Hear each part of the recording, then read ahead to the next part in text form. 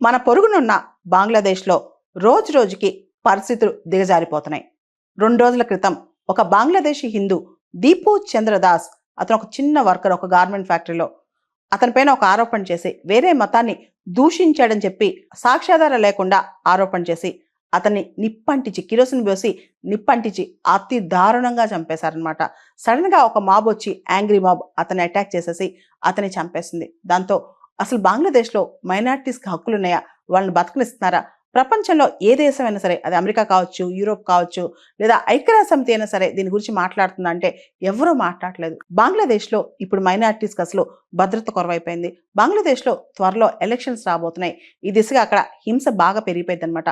Mohammed Younis ప్రభుత్వం ఏదైతే ఉందో స్ట్రాటజిక్ సైలెన్స్ మెయింటైన్ చేస్తుంది. ఈ మైనారిటీస్ పైన అటాక్స్ ఇవన్నీ ఒక పక్క బంగ్లాదేశ్లో లా అండ్ ఆర్డర్ మెయింటైన్ అవుతుందని చెప్తూనే మరో పక్క మైనారిటీస్ పైన విపరీతమైన అటాక్స్ జరుగుతున్నాయి అనమాట. ముఖ్యంగా హిందూ మైనారిటీస్ పైన బంగ్లాదేశ్లో అటాక్స్ బాగా పెరిగిపోయాయి. అక్కడ పూర్తిగా లా అండ్ ఆర్డర్ ఫెయిల్ అయిపోయింది. అసలు యాక్చువల్గా షేక్ హసీనా సంవత్సరాల క్రితం భారతదేశానికి వచ్చింది. మనం చూస్తే అప్పటి నుంచి కూడా బంగ్లాదేశ్లో ఇంటరిమ్ గవర్నమెంట్ ఉంది. ఆ ఇంటరిమ్ గవర్నమెంట్ కూడా పరిపాలన అనేది పూర్తి స్థాయిలో ముఖ్యంగా హింసాత్మక పరిపాలన జరుగుతుందన్నమాట. మాబ్ వైలెన్స్ కానీ మాబ్ లించింగ్స్ కానీ అక్కడ కామన్ అయిపోయాయి. రీసెంట్గా చూస్తే కనుక మళ్ళీ స్టూడెంట్స్ ప్రొటెస్ట్లు ఇవన్నీ కూడా బంగ్లాదేశ్లో విపరీతంగా పెరిగిపోయాయి అన్నమాట. దాంతోపాటు బంగ్లాదేశ్లో ఎలక్షన్స్ వస్తున్న తరుణంలో చాలా మార్పులు బంగ్లాదేశ్లో చోటు చేసుకుంటున్నాయి. అయితే అంతర్జాతీయంగా మాత్రం దేశాలన్నీ కూడా ముఖ్యంగా పాశ్చాత్య దేశాలు ఇదంతా కూడా చూస్తూ ఉంటున్నాయి. కానీ ముఖ్యంగా హిందూస్ పైన జరుగుతున్న అటాక్స్ ని చూస్తూ ఊరుకుంటున్నాయి కానీ గట్టిగా క్వశ్చన్ చేసే ప్రయత్నం మాత్రం చేయట్లేదు. బంగ్లాదేశ్లో గత సంవత్సరం ఆగస్టు నుంచి ఇప్పటి వరకు చూసుకుంటే కనుక మైనారిటీస్ మీద దాదాపు 2000 అటాక్స్ జరిగాయంట. హిందూసే కాదు, బుద్ధిస్టులు కావచ్చు, క్రిస్టియన్స్ కావచ్చు, వీళ్ళందరి మీద అటాక్స్ జరుగుతుంది అనమాట. ఏ అటాక్ అయినా కులం మతం ఈ ప్రాతిపదికన ఏ దేశంలో జరిగినా ఖండించాలి. ముఖ్యంగా భారతదేశం, బంగ్లాదేశ్ మన పొరుగు దేశం, మనతో లార్జెస్ట్ బార్డర్ షేర్ చేస్తున్న దేశంలో ముఖ్యంగా హిందూస్ పైన ఇతర మైనారిటీస్ పైన బంగ్లాదేశ్ లో జరుగుతున్న అటాక్స్ పై భారతదేశం ఐక్యరాజ్య సమితి స్థాయి వరకు కూడా తీసుకెళ్లాలి. అమెరికాలో ఇప్పుడు ఎప్స్టీన్ ఫైల్స్ అనే ఉదంతం దుమారం రేపుతోంది. ఇప్పుడు అమెరికాలో చర్చ అంతా దాని గురించే. అసలు ఈ ఎప్స్టీన్ ఫైల్స్ అంటే ఏంటి? అమెరికాలో 1980s 1990s మొన్న మధ్య వరకు జెఫ్రీ ఎప్స్టీన్ అనే గొప్ప సోషలైట్, అంతేకాదు ఫినాన్షియర్ కూడా, ప్రపంచంలో ఆయన చూడాలి, ఆయన దగ్గరికి వెళ్ళాలి, ఆయన పార్టీకి అటెండ్ అవ్వాలని చెప్పే క్రిస్టకర్ లాంటి ఫిల్మ్ యాక్టర్స్ దగ్గర నుంచి మైకేల్ జాక్సన్ లాంటి వాళ్ళ వరకు చాలామంది ఈయనతో కాంటాక్ట్ పెంచుకోవాలని ట్రై చేస్తారు. చాలామంది ఈయనకి చాలా క్లోజ్ అనమాట. 1980s 1990s ఆ టైంలో చిన్నగా ఇన్వెస్ట్మెంట్ బ్యాంకర్లుగా బిజినెస్ స్టార్ట్ చేశారు. తర్వాత తెలివిగా అందరితో నెట్వర్క్ పెంచుకుని ఆయన నెట్వర్క్ పెంచేసుకున్నారు. తర్వాత ఆయన చాలా పెద్ద బిలియనీర్ అయ్యారు. అయితే ఈయన పైన 2005లో చాలా పెద్ద ఎలిగేషన్స్ వచ్చాయి. ముఖ్యంగా 2005లో ఫ్లోరిడాకి చెందిన కుటుంబం ఆయన పైన చాలా ఆరోపణలు చేసింది, కేసు కూడా ఫైల్ చేసింది. చిన్నపిల్లల్ని లైంగికంగా వేధిస్తున్నాడని చెప్పి కూడా ఆయన పైన కేసులు చాలా నమోదయ్యాయన్నమాట. ఆ టైంలో కొంతకాలం ఫ్లోరిడా స్టేట్తో ఆయన కాంప్రమైజ్ అయిపోయి నేను కొన్నాళ్ళు జైల్లో ఉంటాను, ఇక ఆ పైన కేసులు ఎత్తేయండి అని చెప్పి ఆ జైల్లో ఉన్నారు. జైల్లో కూడా చాలా లీనియంట్ టర్మ్స్లో ఉన్నారనమాట. అంటే సగం రోజు బయట తిరగటం, పగలంతా బయట పని చేసుకోవచ్చు, నైట్కి వచ్చి జైల్లో ఉంటాం అనమాట. అలా ఉండి తనపైన కేసులు ఎత్తేసుకునేలా ప్రయత్నం చేశారు. అయితే 2019లో మరోసారి ఎవరినైతే చిన్నపిల్లల్ని ఆయన చిన్నప్పుడు అబ్యూజ్ చేశారో వాళ్ళు పెద్ద అయిన తర్వాత మళ్ళా కూడా రకరకాల ఈమెయిల్స్ కావచ్చు, ఫోటోగ్రాఫ్స్ కావచ్చు, ఈయనపైన ఆరోపణలు విపరీతంగా పెంచేశారు. ఈయనపైనే కాదు, ఈయన చుట్టూ తిరుగుతున్న సెలబ్రిటీస్ పైన కూడా చాలా ఆరోపణలు స్టార్ట్ చేశారనమాట. అయితే అప్పట్లో అమెరికా ఇదంతా కూడా కాన్ఫిడెన్షియల్గా ఉంచింది. రీసెంట్గా కాంగ్రెస్ కావచ్చు, ప్రజల దగ్గర నుంచి కావచ్చు, ఈ ఎప్స్టీన్కి సంబంధించిన ఏదైతే డేటా ఉందో, ఈ ఫైల్స్ ఉన్నాయో ఇవన్నీ రిలీజ్ చేయమని చెప్పి పెద్ద గొడవే జరుగుతుందన్నమాట. మనం కనుక గమనిస్తే 2019లోనే ఎప్స్టీన్ చనిపోయారు.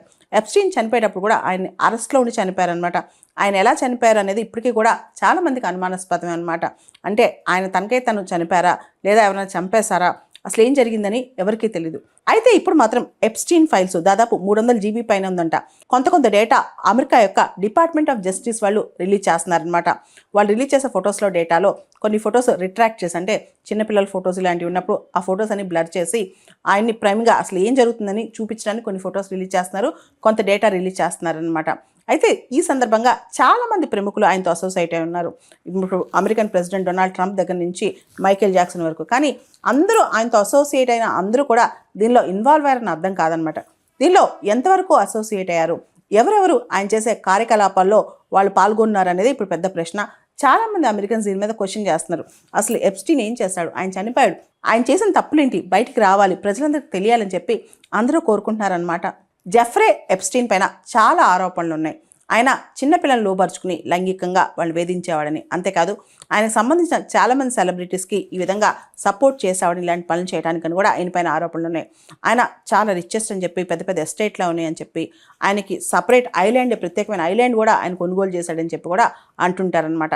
ఏది ఏమైనప్పటికీ జెఫ్రే ఎప్స్టీన్ చేసిన పనుల మీద, కార్యకలాపాల మీద, ఆయన ఫైల్స్ మీద అమెరికాలో ఒత్తిడి చాలా ఉంది. అంతేకాదు మీడియా ట్రయల్ కూడా అమెరికాలో ఈ విషయంలో చాలా జరుగుతుంది. అసలు ఇదంతా ఎవరు చేపించారు, ఆయనే చేశాడా, ఎంతమందికి ఈ విధంగా సపోర్ట్ చేశాడు ఆయన, అసలు ఆయనకి నెట్వర్క్ ఇంత ఎలా వచ్చింది, దీని మీద అమెరికాలో ఎప్పుడు పెద్ద ట్రయలే జరుగుతుంది. ఇప్పుడు జెఫ్రే ఎప్స్టీన్ ఫైల్స్ అమెరికాలో కొన్ని బయటికి రావడంతో ప్రజలు నిజంగా జస్టిస్ మీద మళ్ళీ నమ్మకం పెంచుకున్నారనమాట. తప్పు చేసిన వాడు ఎంత పెద్దవాడైనా, వాళ్ళు ఏ కండిషన్లో ఉన్నా, ఎంతమంది సెలబ్రిటీస్ ఎంత నెట్వర్క్ ఉన్నా ఏదో ఒక రోజుకి దొరికిపోతాడని ఇక్కడ అర్థం అనమాట. చాలామంది సౌదీ అరేబియాకి డొమెస్టిక్ వర్కర్స్గా వెళ్తుంటారు. అక్కడ ఇళ్లల్లో, చిన్న చిన్న ఇండస్ట్రీస్లో ఇలా చాలా చోట్ల పనిచేయడానికి blue collar jobs, semi skill జాబ్స్లో ఎక్కువ మంది వెళ్తుంటారు. ముఖ్యంగా డొమెస్టిక్ వర్కర్స్గా వెళ్ళే వాళ్ళకి చాలా వేధింపులు ఉండే. ఇంతకుముందు సౌదీ అరేబియాలో ఇంతకుముందు కఫాలా సిస్టమ్ అని ఒక సిస్టమ్ ఉండేది. ఎవరైతే డొమెస్టిక్ వర్కర్స్కి వెళ్తారో వాళ్ళ పాస్పోర్ట్స్, ఇతర డాక్యుమెంట్స్ వాళ్ళని రక్షిస్తామని చెప్పి ఆ డాక్యుమెంట్స్ మొత్తం వాళ్ళ దగ్గర ఓనర్స్ పెట్టేసుకుంటారనమాట. పెట్టేసుకున్న తర్వాత వీళ్ళని ఉద్యోగాల్లో శాలరీ సరిగ్గా ఇవ్వకపోవటం, బేసిక్ లివింగ్ కండిషన్స్ ఇవ్వకపోవటం, వర్క్ హాలిడేస్ ఇవ్వకపోవటం ఇలా వేధిస్తూ ఉంటారు. దాన్ని రీసెంట్గా సౌదీ అరేబియా అబాలిష్ చేసేసింది. ఇప్పుడు కొత్తగా సౌదీ అరేబియా ఇంకొక మూవ్ తీసుకొచ్చింది. ఎవరైతే డొమెస్టిక్ వర్కర్స్ ఉంటారో వాళ్ళకి ఈ శాలరీస్ అనమాట క్యాష్ రూపంలో జీతాలు ఇవ్వకూడదు, ఎలక్ట్రానిక్ ఫామ్లోనే జీతాలు ఇవ్వాలని చెప్పి సౌదీ అరేబియా నిర్ణయం తీసుకుంది. 1 జనవరి 2026 నుంచి పూర్తి స్థాయిలో ఎలక్ట్రానిక్ ఫామ్లోనే ఈ వేజెస్ ద్వారానే జీతాలు ఇవ్వాలని చెప్పి సౌదీ అరేబియా నిర్ణయం తీసుకుంది. ముఖ్యంగా సౌదీ అరేబియాలో ఎవరైతే డొమెస్టిక్ వర్కర్స్ ఉంటారో, అంటే అక్కడికి వెళ్ళి ఇతర దేశాల నుంచి డొమెస్టిక్ వర్క్ కోసం వెళ్ళొచ్చు, లేదా అక్కడ వాళ్ళకోవచ్చు, వాళ్ళందరికీ కూడా వేజ్ ప్రొటెక్షన్ ఇస్తూ, అదేవిధంగా వాళ్ళ వేజెస్లో ట్రాన్స్పరెన్సీ, అంటే వాళ్ళు ఎంత ఇస్తున్నారు ఏంటి, వాళ్ళ స్థితిగతులు ఏంటి అని తెలిసే విధంగా ఈ వేజెస్ మాత్రం ఇవ్వాలని చెప్పి అక్కడ ministry of human resources and social development వాళ్ళు కొత్త నిర్ణయం అనౌన్స్ చేశారనమాట. పూర్తి స్థాయిలో అన్ని ఎలక్ట్రానిక్స్ ఛానల్స్ ద్వారా ఎంప్లాయీస్ వేజెస్ని, ఏదైతే ఎంప్లాయీస్కి ఇచ్చే వేజెస్ ఉంటాయో అవన్నీ కూడా ఈ వేజ్ రూపంలో ఇవ్వాలని చెప్పి కూడా వేజెస్ అన్ని కూడా వయా ముసనద్ ప్లాట్ఫామ్, అదొక ఎలక్ట్రానిక్ ప్లాట్ఫామ్ అనమాట. దాన్ని బ్యాంక్ అకౌంట్స్లో కానీ లేదా డిజిటల్ వాలెట్స్ రూపంలో కానీ మొత్తం ట్రాన్స్ఫర్ చేయాలని, ఎటువంటి పరిస్థితుల్లో క్యాష్ ట్రాన్స్ఫర్ ఉండకూడదని కూడా చెప్పుకొచ్చారనమాట. ఈ సిస్టమ్ వల్ల వర్కర్స్ ఫినాన్షియల్ రైట్స్ ఏవైతే ఉంటాయో, అదేవిధంగా ఎంప్లాయీ తగాదాలు ఏవి ఉంటాయో, అదేవిధంగా అకౌంటబిలిటీ, ట్రాన్స్పరెన్సీ కూడా ఉంటుంది అనమాట. అండ్ జీతం ఇచ్చినట్లు ఒక డాక్యుమెంటరీ ప్రూఫ్ కూడా ఉంటుంది. అంటే పలానా రోజు నుంచి పలానా రోజు వరకు జీతాలు వచ్చాయి, ఇంత జీతం వచ్చాయి, ఇలాంటి సపోర్ట్ సిస్టమ్ తీసుకున్నారని చెప్పి పూర్తిగా డాక్యుమెంటేషన్ ఉంటుంది అనమాట. దాంతోపాటు వాళ్ళకి సంబంధించిన కాంట్రాక్ట్ టర్మినేషన్ కావచ్చు, వేజ్ ట్రాన్స్ఫర్స్ కావచ్చు, దానికి సంబంధించి పూర్తి స్థాయిలో ఎలక్ట్రానిక్ డేటా అవైలబుల్ ఉంటుంది. కాబట్టి గవర్నమెంట్ మానిటరింగ్ కూడా డొమెస్టిక్ వర్కర్స్ యొక్క వర్క్ని ఎక్స్ప్లాయిట్ చేయకుండా ఉండే అవకాశం కూడా కనిపిస్తుంది అనమాట. దాంతోపాటు ఎవరైతే డొమెస్టిక్ వర్కర్స్ జనరల్గా సౌదీకి వెళ్ళి డబ్బులు సంపాదించి చాలా మంది ఫ్యామిలీస్కి పంపిస్తుంటారు కదా, ఇక్కడ కుటుంబాలకి, వాళ్ళు కూడా క్యాష్ విత్డ్రా చేసుకోవచ్చు, తర్వాత ఫ్యామిలీస్కి పంపించుకోవచ్చు, అన్ని చేసుకోవచ్చు అనమాట. మనం చూస్తే 2030 సౌదీ అరేబియా ఆర్థిక వ్యవస్థని డైవర్సిఫై చేసే విధంగా అక్కడ ఆర్థిక వ్యవస్థ ముందుకెళ్తుంది. మొహమ్మద్ బిన్ సల్మాన్ అక్కడ క్రౌన్ ప్రిన్స్ చాలా చర్యలు తీసుకుంటున్నారనమాట. దాని ద్వారా ఈ మధ్య మనం చూస్తే గత 10 సంవత్సరాల నుంచి కూడా చాలా మార్పులు వస్తున్నాయి. ముఖ్యంగా అక్కడ గార్డియన్షిప్ లాస్ ఎత్తేసారు. అంటే ఒక అమ్మాయి బయటికి రావాలన్నా, మహిళలు బయటికి రావాలన్నా వాళ్ళకి తోడుగా పురుషులు రావాలన్నమాట. అలాంటి రూల్స్ అన్ని కూడా చాలా వరకు ఎత్తేసారు. దాంతోపాటు సౌదీ అరేబియాలో ఎంటర్టైన్మెంట్, కల్చర్ వీటన్నిటి కూడా ప్రయారిటీ ఇస్తున్నారు. లేబర్ రైట్స్కి ప్రయారిటీ ఇస్తున్నారు. దాంతోపాటు సౌదీ అరేబియాని దుబాయ్ స్థాయిలో పైకి తీసుకెళ్లాలని కూడా వాళ్ళు ఆశిస్తున్నారు అనమాట. ముఖ్యంగా different parts of the world, ప్రపంచంలో అనేక దేశాల నుంచి సౌదీ అరేబియాకి టూరిస్టులు వచ్చే విధంగా, ముఖ్యంగా కల్చర్ కావచ్చు, ఎంటర్టైన్మెంట్, స్పోర్ట్స్ కావచ్చు, ఈ ఫీల్డ్స్లో సౌదీ అరేబియాని ముందు తీసుకెళ్లే విధంగా సౌదీని డెవలప్ చేస్తున్నారు. సౌదీలో కొత్త సిటీ కూడా కడుతున్నారు, నియోమ్ సిటీ అని చెప్పి.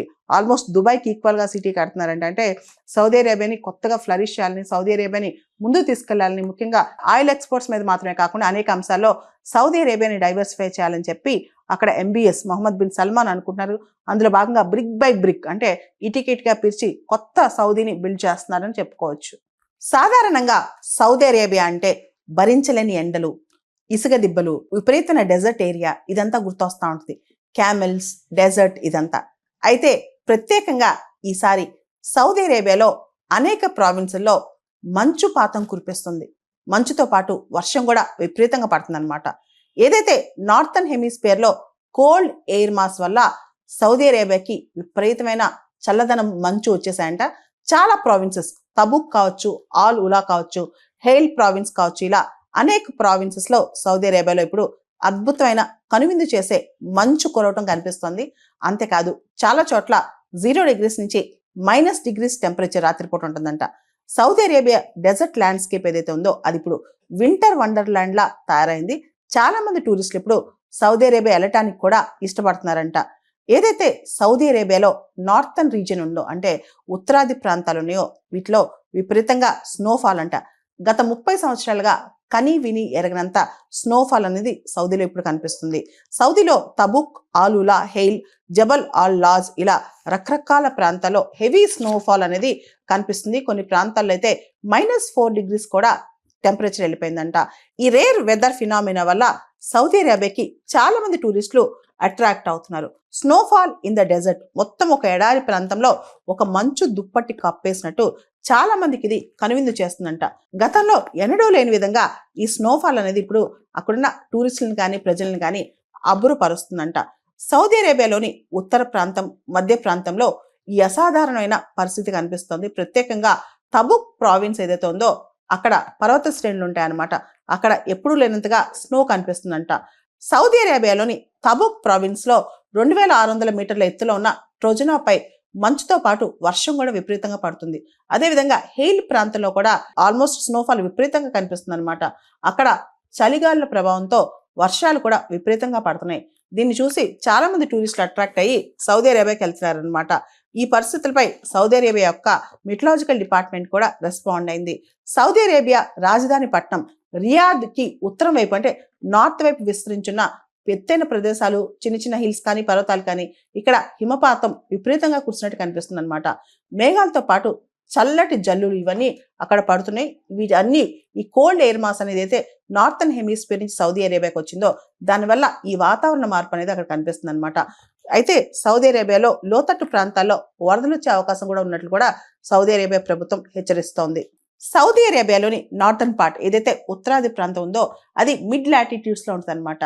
సౌదీ అరేబియాలో అసలు ఎప్పుడు మంచు పడదని కాదు, మంచు పడటం అనేది చాలా అరుదుగా జరుగుతుంది అనమాట. సౌదీ అరేబియా నార్థన్ పార్ట్ ఏదైతే ఉందో mid latitudes atmosphere climate change patterns ఈ సౌదీ అరేబియా నార్థన్ పార్ట్ మీద పడే అవకాశం అప్పుడప్పుడు కలుగుతూ ఉంటుంది అనమాట. దీనివల్ల ఏదైతే నార్థన్ హెమిస్ఫియర్ నుంచి కోల్డ్ వేవ్స్ ఉన్నాయో ఇవి వచ్చి ఆల్రెడీ సౌదీ అరేబియాలో ఉన్న అట్మాస్ఫియరిక్ మాయిశ్చర్ తో ఇంటరాక్ట్ అయ్యి ఇలా మంచు కురిసే అవకాశం, వర్షాలు పడే అవకాశం కలుగుతుంది. బంగ్లాదేశ్ లో సంవత్సరాల క్రితం మొదలైన ఈ పొలిటికల్ అన్రెస్ట్ ఏదైతే ఉందో అక్కడ ఇంకా హింసాత్మకంగా మారింది. ఇంటరిం ప్రభుత్వం అక్కడ ఈ హింసల్ని ఆపలేకపోతోంది. భారతదేశం న్యూఢిల్లీలో ఉన్న బంగ్లాదేశ్ హై కమిషన్ ఆఫీస్ ఎదుట బంగ్లాదేశ్ లోని మైనారిటీస్ హక్కులకు సంబంధించి, మైనారిటీస్ పైన జరుగుతున్న అటాక్స్ సంబంధించి ప్రొటెస్టులు కూడా స్టార్ట్ అయ్యాయి. బంగ్లాదేశ్ హై కమిషన్ ఆఫీస్ ఏదైతే ఢిల్లీలో ఉందో వీసాలు ఇవ్వటం, బంగ్లాదేశీ వీసాలు ఇవ్వటం నిరవధికంగా ఆపేసింది. అంతేకాదు బంగ్లాదేశ్ యొక్క దౌత్యవేత్త ఎన్వాయ్ని కూడా పిలిచి భారత ప్రభుత్వం మైనారిటీస్ పైన జరుగుతున్న అటాక్స్ ఏదైతే బంగ్లాదేశ్లో జరుగుతున్నాయో వాటిని తీవ్రంగా ఖండించిందనమాట. అంతేకాదు ఇండియన్ డిప్లొమాటిక్ మిషన్స్ ఏవైతే బంగ్లాదేశ్లో ఉన్నాయో వాటిని కాపాడాలని కూడా బంగ్లాదేశ్కు ఇండియా హితవు పలికింది.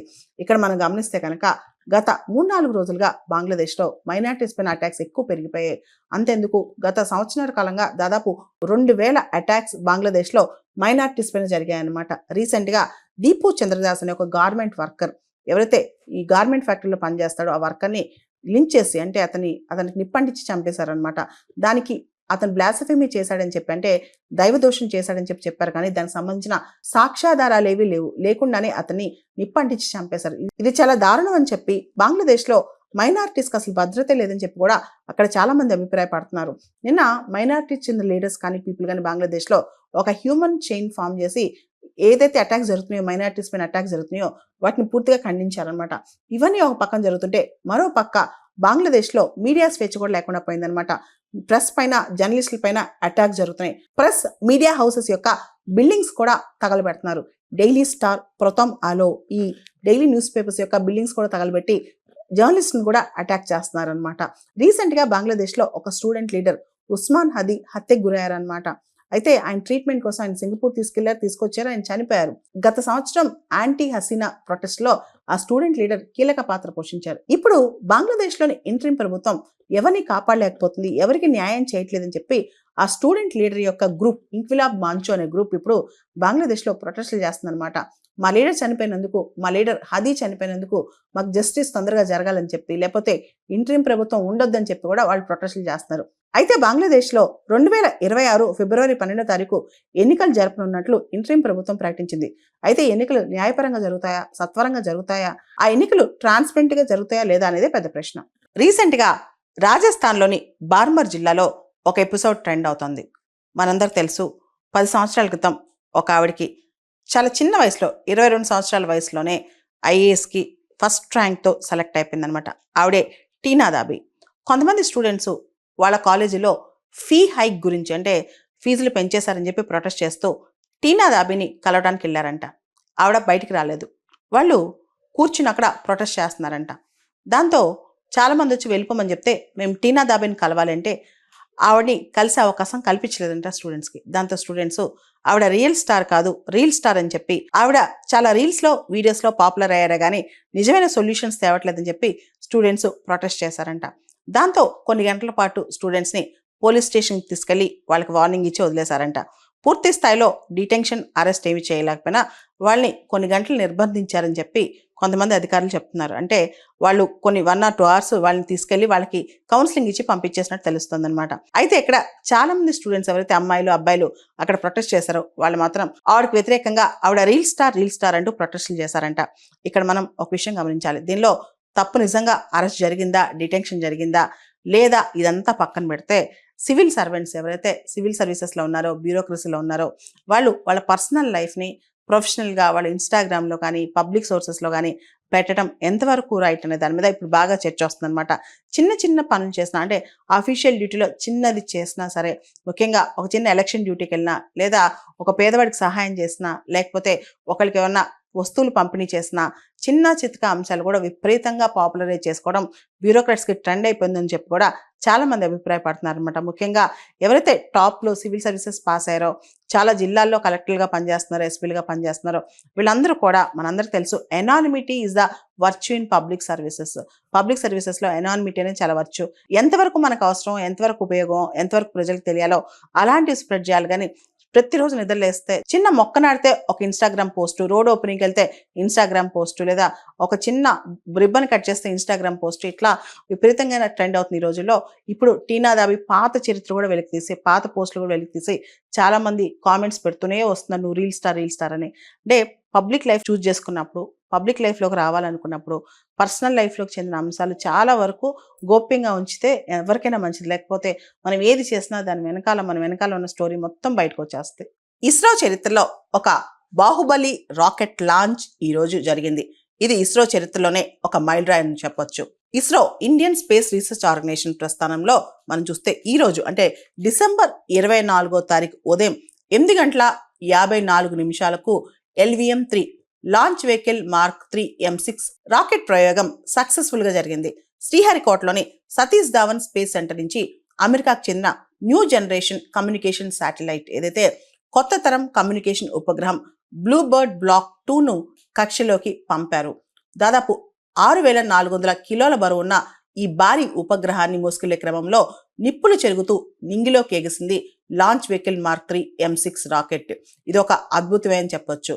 అమెరికాకు చెందిన AST స్పేస్ మొబైల్ వాళ్ళు మన NSCL new space India limited వాళ్ళతో కొలాబరేట్ అయ్యి సంయుక్తంగా ఈ ప్రయోగం నిర్వహించారనమాట. ఇస్రో వాళ్ళు రాకెట్ ప్రొవైడ్ చేశారు. ఈ బ్లూబర్డ్ బ్లాక్ 2 శాటిలైట్ అనేది తయారు చేసింది AST స్పేస్ మొబైల్ వాళ్ళు అనమాట. ఈ వాణిజ్య ప్రయోగంతో తన బాహుబలి రాకెట్ ద్వారా ఇస్రో ఒక కొత్త రికార్డును స్థాపించింది. ఇంత బరువు ఉన్న కమర్షియల్ శాటిలైట్ లాంచ్ అనేది ఇస్రో ఇప్పటి వరకు చేయలేదు.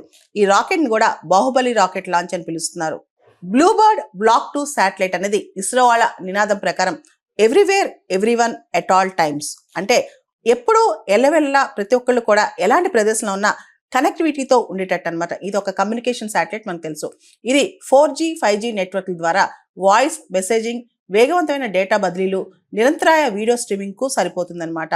బ్లూబర్డ్ బ్లాక్ 2 ప్రధాన ఉద్దేశం ఏంటంటే అమెరికాను పూర్తిగా కవర్ చేయడం, అనంతరం దశల వారీగా ప్రపంచవ్యాప్తంగా ఇది కనెక్టివిటీని పెంచుతుంది. ముఖ్యంగా గ్రామీణ ప్రాంతాలు, సముద్ర ప్రాంతాలు, విమాన ప్రయాణాల్లో సాంప్రదాయ సెల్యులార్ నెట్వర్క్లు అందించలేని కవరేజ్ అంతరాయాలను కూడా ఈ బ్లూబర్డ్ బ్లాక్ 2 శాటిలైట్ అనేది కవరప్ చేసేస్తుంది అనమాట. అంటే కంప్లీట్గా అందరం కనెక్టివిటీలోకి వస్తాం. ఎటువంటి ప్రదేశంలో ఉన్న, గ్రామాల్లో ఉన్న, హిల్లీ ఏరియాస్లో ఉన్న, సముద్రయానంలో ఉన్నా సరే, విమానాల్లో ఉన్నా సరే, అప్పుడు కూడా మన కనెక్టివిటీ సాధ్యమవుతుంది అనమాట. ఈ మిషన్ కోసం ఇస్రో తన లాంచ్ వెహికల్ మార్క్ 3 రాకెట్ను ఉపయోగించింది. ఈ బాహుబలి రాకెట్ ఎత్తు 43.5 మీటర్స్, 43.5 మీటర్లు అనమాట. ఈ బ్లూబర్డ్ బ్లాక్ 2ను భూమికి దాదాపు 520 కిలోమీటర్ల ఎత్తులో లో ఎర్త్ ఆర్బిట్ లో ప్రవేశపెట్టారు. ఇప్పటి వరకు ఇస్రో ప్రయోగించిన అత్యంత బరువైన పేలోడ్ లో బ్లూబర్డ్ బ్లాక్ 2 మిషన్ ఒకటి. అలాగే లో ఎర్త్ ఆర్బిట్ లో ఇప్పటి వరకు అతిపెద్ద కమర్షియల్ కమ్యూనికేషన్ ఉపగ్రహంగా కూడా ఈ బ్లూబర్డ్ మిషన్ నిలవనుంది. బ్లూబర్డ్ బ్లాక్ 2 మిషన్ విజయవంతం అవడంతో కమ్యూనికేషన్ శాటిలైట్ల ముఖ చిత్రం మొత్తం మారనుంది. ఈరోజు డిసెంబర్ 24 మన దేశంలో నేషనల్ కన్జ్యూమర్స్ డే. సరిగ్గా ఇదే రోజున 1986లో కన్జ్యూమర్ ప్రొటెక్షన్ యాక్ట్ కి ప్రెసిడెంట్ అసెంట్ దొరికింది. ఆ రోజు నుంచి డిసెంబర్ 24వ తారీఖుని కన్జ్యూమర్స్ డేగా జరుపుకుంటాం మన దేశవ్యాప్తంగా. ప్రతి సంవత్సరం భారతీయ గ్రాహక్ దివస్ ని ఈ రోజునే జరుపుకుంటాం అనమాట. ఈ రోజున కన్జ్యూమర్ యొక్క రైట్స్ అవేర్నెస్ కోసం, అదేవిధంగా సిటిజన్స్ కి అసలు వాళ్ళకున్న హక్కులు ఏంటి, దానికి సంబంధించి ఎలాంటి ప్రిన్సిపల్స్ తో మార్కెట్ వర్క్ అవ్వాలి, వీటికి సంబంధించి వాళ్ళకి అవగాహన కల్పిస్తాం అనమాట. మనం చూస్తే గనక కన్జ్యూమర్ ప్రొటెక్షన్ యాక్ట్ 1986 అనేది భారతదేశంలో పాస్ అయింది. ఆ తర్వాత దానిలో మేజర్ అమెండ్మెంట్స్ అనేవి 2019లో వచ్చాయన్నమాట. అసలు కన్జ్యూమర్ ప్రొటెక్షన్ యాక్ట్లో ఎలాంటి హక్కులు ఉంటాయి, కన్జ్యూమర్ రైట్స్ అంటే ఏంటి, కన్జ్యూమర్ ఎడ్యుకేషన్ అంటే ఏంటి, అన్ఫేర్ ట్రేడ్ ప్రాక్టీసెస్ అంటే ఏంటి, అదేవిధంగా గ్రీవెన్స్ రిడ్రెసల్ మెకానిజం, ఏదైనా తప్పు జరిగినప్పుడు, కన్జ్యూమర్ రైట్స్ ఎఫెక్ట్ అయినప్పుడు వాళ్ళు ఏ విధంగా వాళ్ళ ప్రాబ్లమ్ని సాల్వ్ చేసుకుంటారు, వీటితో పాటు గూడ్స్ అండ్ సర్వీసెస్ యొక్క క్వాలిటీ, క్వాంటిటీ, ప్యూరిటీ, పొటెన్సీ, వీటి మీద కూడా కన్జ్యూమర్స్కి అవగాహన కల్పిస్తే కన్జ్యూమర్ ప్రొటెక్షన్ యాక్ట్ అనమాట.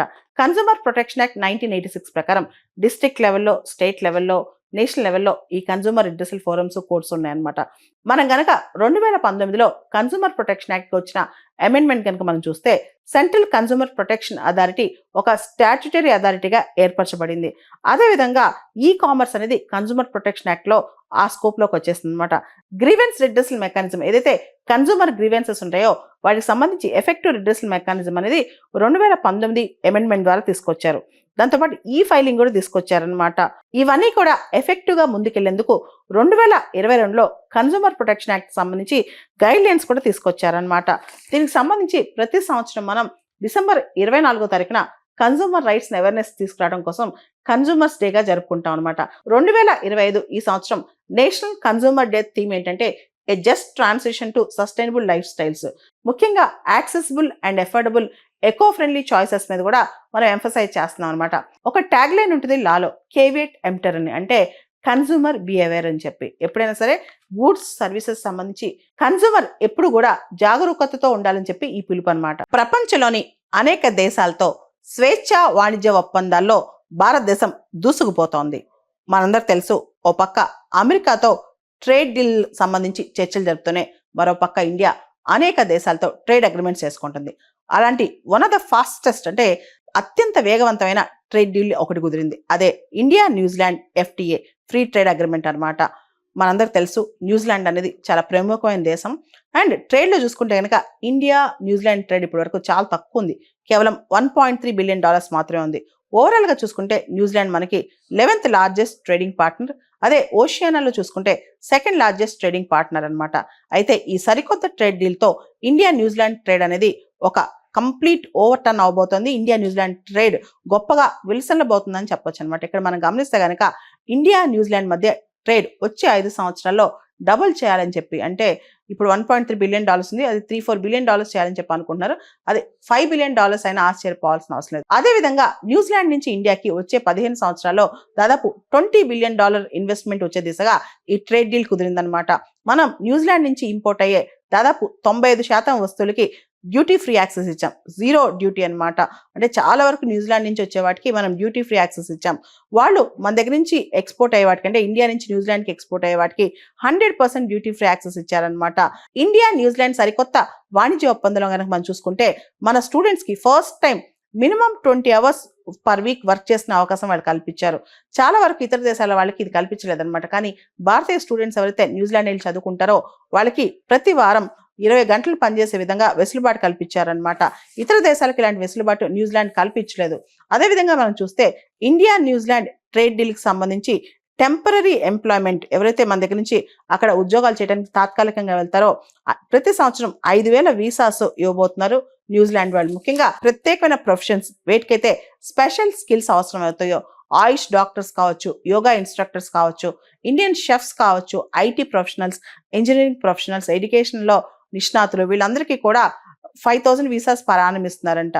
అదేవిధంగా ఇండియా న్యూజిలాండ్ ఎఫ్టీఏకి సంబంధించి 1,000 యంగ్ ఇండియన్స్ కి multiple entry exit access working holiday visas ఇస్తున్నారు. అంటే ఎప్పుడైనా రావచ్చు, ఎప్పుడైనా వెళ్ళొచ్చు. యంగ్ ఇండియన్ ప్రొఫెషనల్స్ కి ఈ వీసాస్ ఇస్తున్నారు అనమాట. దాంతోపాటు ఇండియా న్యూజిలాండ్ మధ్య ఎంఎస్ఎంఈ కోఆపరేషన్ కావచ్చు, ఇవన్నీ కూడా కుదిరినాయి. భారతదేశంలో న్యూజిలాండ్ వాళ్ళు అనేక స్పెషలైజ్డ్ ఏరియాస్ లో సెంటర్స్ ఆఫ్ ఎక్సలెన్స్ ఎస్టాబ్లిష్ చేయబోతున్నారు. Food security, supply chain management ఇలాంటివి అనమాట. దాంతోపాటు భారతదేశంలోనే యాపిల్ కావచ్చు, కివీ ఫ్రూట్స్ కావచ్చు, మనాకా హనీ కావచ్చు, ఇవన్నీ ఇండియాలోనే ప్రొడ్యూస్ అయ్యే విధంగా న్యూజిలాండ్ వాళ్ళు మనకు ఒక యాక్షన్ ప్లాన్ తయారు చేసి ఇస్తారంట. అయితే ఒక అంశంలో మాత్రం ఇండియా న్యూజిలాండ్ ఈ ట్రేడ్ డీల్లో న్యూజిలాండ్ మినిస్టర్, ముఖ్యంగా ఫారెన్ మినిస్టర్ అబ్జెక్షన్ తెలుపుతున్నారు. ముఖ్యంగా మనం చూస్తే కనుక ఈ ట్రేడ్ డీల్ న్యూజిలాండ్కి అన్యాయం జరుగుతుందని, ముఖ్యంగా ఇమిగ్రేషన్స్ విషయంలో, డైరీ ప్రోడక్ట్స్ విషయంలో న్యూజిలాండ్కి అన్యాయం జరుగుతుందని, ఈ డీల్ వల్ల భారత్కు ప్రయోజనం ఎక్కువ జరుగుతుంది, న్యూజిలాండ్కి ప్రయోజనం తక్కువ జరుగుతుందని చెప్పి న్యూజిలాండ్ ఫారెన్ మినిస్టర్ చెప్పుకొచ్చారనమాట. ముఖ్యంగా కీ డైరీ ప్రోడక్ట్స్ న్యూజిలాండ్ నుంచి ఏదైతే ఉన్నాయో మిల్క్, చీజ్, బటర్, అదేవిధంగా animal products except sheep meat, vegetable products, sugar, artificial honey, gems and jewellery, copper, aluminium వీటికి ఇండియా ఎటువంటి టారిఫ్ ఫ్రీ ఇవ్వట్ల, టారిఫ్ కన్సెషన్ ఇవ్వట్ల. ఎందుకంటే మన దగ్గర కూడా డైరీ ప్రోడక్ట్స్, అగ్రికల్చర్ ప్రోడక్ట్స్ కాపాడుకోవడానికి ఇండియా ఇవ్వట్లేదని మనకు అర్థం అవుతుంది అనమాట. ఇది న్యూజిలాండ్ ఫారెన్ మినిస్టర్కి నచ్చట్లేదు. అయితే ఈ అగ్రిమెంట్ ఏదైతే ఉందో India New Zealand free trade agreement New Zealand parliament లో పాస్ కావాల్సి ఉంది. వాళ్ళ పార్లమెంట్ ఒప్పుకోవాల్సి ఉంది. ఇది పార్లమెంట్ ఒప్పుకున్నా సరే అమల్లోకి రావడానికి వచ్చే 4 నుంచి 6 నెలల టైం పట్టే అవకాశం కనిపిస్తోంది. బంగ్లాదేశ్ లో రాజకీయ అనిశ్చితి మరియు విపరీతమైన గందరగోళం, అల్లర్లు, హింస. ఈ తరుణంలో బంగ్లాదేశ్ నేషనలిస్ట్ పార్టీ ఏదైతే ఉందో దానికి సంబంధించిన యాక్టింగ్ చైర్మన్ తారిక్ రెహమాన్ 17 సంవత్సరాల తర్వాత బంగ్లాదేశ్కి వచ్చారు. చాలా హై సెక్యూరిటీతో ఆయన బంగ్లాదేశ్లో అడుగుపెట్టారు. బంగ్లాదేశ్లో వచ్చే ఫిబ్రవరి 12వ తారీఖున ఫస్ట్ టైం దాదాపు ఈ సంవత్సరన్నర కాలంలో ఇంటరిమ్ ప్రభుత్వం ఎన్నికలు ప్రకటించి ఇప్పుడు ఎన్నికలు జరగబోతోంది ఫిబ్రవరి 12వ తారీఖున. ఆ ఎన్నికల్లో బంగ్లాదేశ్ నేషనలిస్ట్ పార్టీ కంటెస్ట్ చేయబోతోంది. రీసెంట్ గా బంగ్లాదేశ్ నేషనలిస్ట్ పార్టీ పైన ఇంతకు ముందున్న కేసులన్నీ ఆల్మోస్ట్ ఎత్తేశారు. అంతేకాదు ఖలీదా జియా, ఈయన తారిక్ రెహమాన్ వీళ్ళపైన ఉన్న కేసులు కూడా ఆల్మోస్ట్ ఎత్తేసి నిర్దోషులుగా తేల్చారనమాట. ఈ టైంలో ఇప్పుడు బంగ్లాదేశ్ నేషనలిస్ట్ పార్టీ రాబోయే ఎలక్షన్స్ లో కంటెస్ట్ చేయబోతోంది. ఇప్పటి వరకు పరిపాలన ఉన్న, అంటే సంవత్సరాల క్రితం వరకు పరిపాలన ఉన్న అవామీ లీగ్ ను బ్యాన్ చేశారు. అవామీ లీగ్ పైన, షేక్ హసీనా పైన చాలా కేసులు పెట్టి అవామీ లీగ్ పైన ఆ కేసులని తేలేంత వరకు కూడా ఎలక్షన్స్ లో అవామీ లీగ్ కంటెస్ట్ చేసే వీలు ఉండదన్నమాట. సో షేక్ హసీనా కానీ ఆవిడ పార్టీ అవామీ లీగ్ కానీ బంగ్లాదేశ్ ఎన్నికల్లో ఇప్పుడప్పుడల్లా కంటెస్ట్ చేసే అవకాశం లేదన్నమాట. తారిక్ రెహమాన్ ఇప్పుడు Bangladesh Nationalist party acting chairman. ఆయన తల్లి ఖలీదా జియా అనేక సార్లు జైల్లో ఉన్నారు. ఇప్పుడు ఆవిడికి ఆరోగ్యం బాగాలేదన్నమాట. 17 సంవత్సరాల నుంచి తారిక్ రెహమాన్ లండన్లోనే ఉన్నారు. దాదాపు 2007 నుంచి కూడా తారిక్ రెహమాన్ లండన్లోనే ఉన్నారు. ఇప్పుడు ఆయన వయసు 60 సంవత్సరాలు. డిసెంబర్ 25వ తారీఖున తారిక్ రెహమాన్ లండన్ నుంచి ఢాకాకు వచ్చారు. అక్కడికి వచ్చి బంగ్లాదేశ్ ప్రజలను ఉద్దేశించి ఆయన మాట్లాడారు. నా దేశ ప్రజల కోసం నాకు ప్రత్యేకమైన ప్లాన్ ఉంది అంటూ మార్టిన్ లూథర్ కింగ్ కోట్ను కూడా చెప్పుకొచ్చారనమాట. నా దేశ ప్రజల కోసం, దేశం కోసం, దేశాభివృద్ధి కోసం, దేశం యొక్క స్థితిగతులు మార్చడం కోసం నా దగ్గర ఒక ప్లాన్ ఉంది.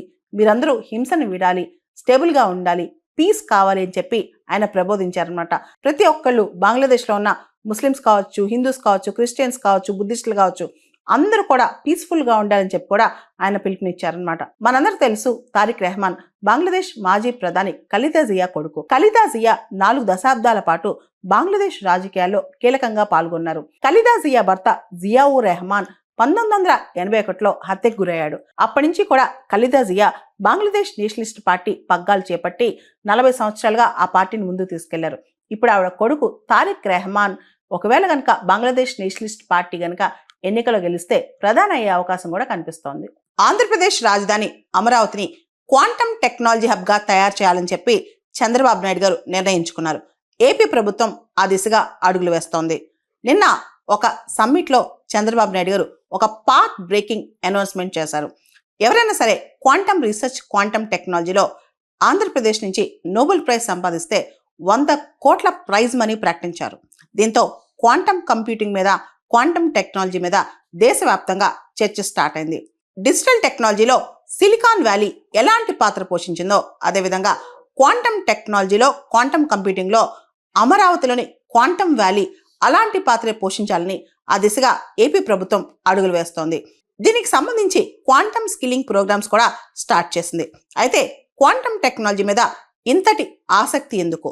క్వాంటమ్ టెక్నాలజీ అనేది next frontier in computing power. Computing పవర్లో టాప్ స్పీడ్ అన్నమాట ఇది. ట్రెడిషనల్ కంప్యూటింగ్ పవర్తో ఏదైతే ఎక్కువ సమయాన్ని వెచ్చించి ఇన్ఫర్మేషన్ ప్రాసెసింగ్ చేస్తామో, క్వాంటమ్ కంప్యూటింగ్ పవర్తో చాలా తక్కువ టైంలో, ఉదాహరణకి ట్రెడిషనల్ కంప్యూటింగ్ పవర్తో కొన్ని వందల గంటలు పట్టే పని క్వాంటమ్ కంప్యూటింగ్తో కొన్ని నిమిషాలు చేసేయచ్చు అనమాట. ఎందుకంటే క్వాంటమ్ కంప్యూటింగ్ అనేది ఆ కంప్యూటింగ్ ప్రాసెస్ మొత్తం కూడా క్వాంటమ్ బిట్స్ రూపంలో చేస్తుంది కాబట్టి చాలా ఫాస్ట్గా అయిపోద్ది అనమాట.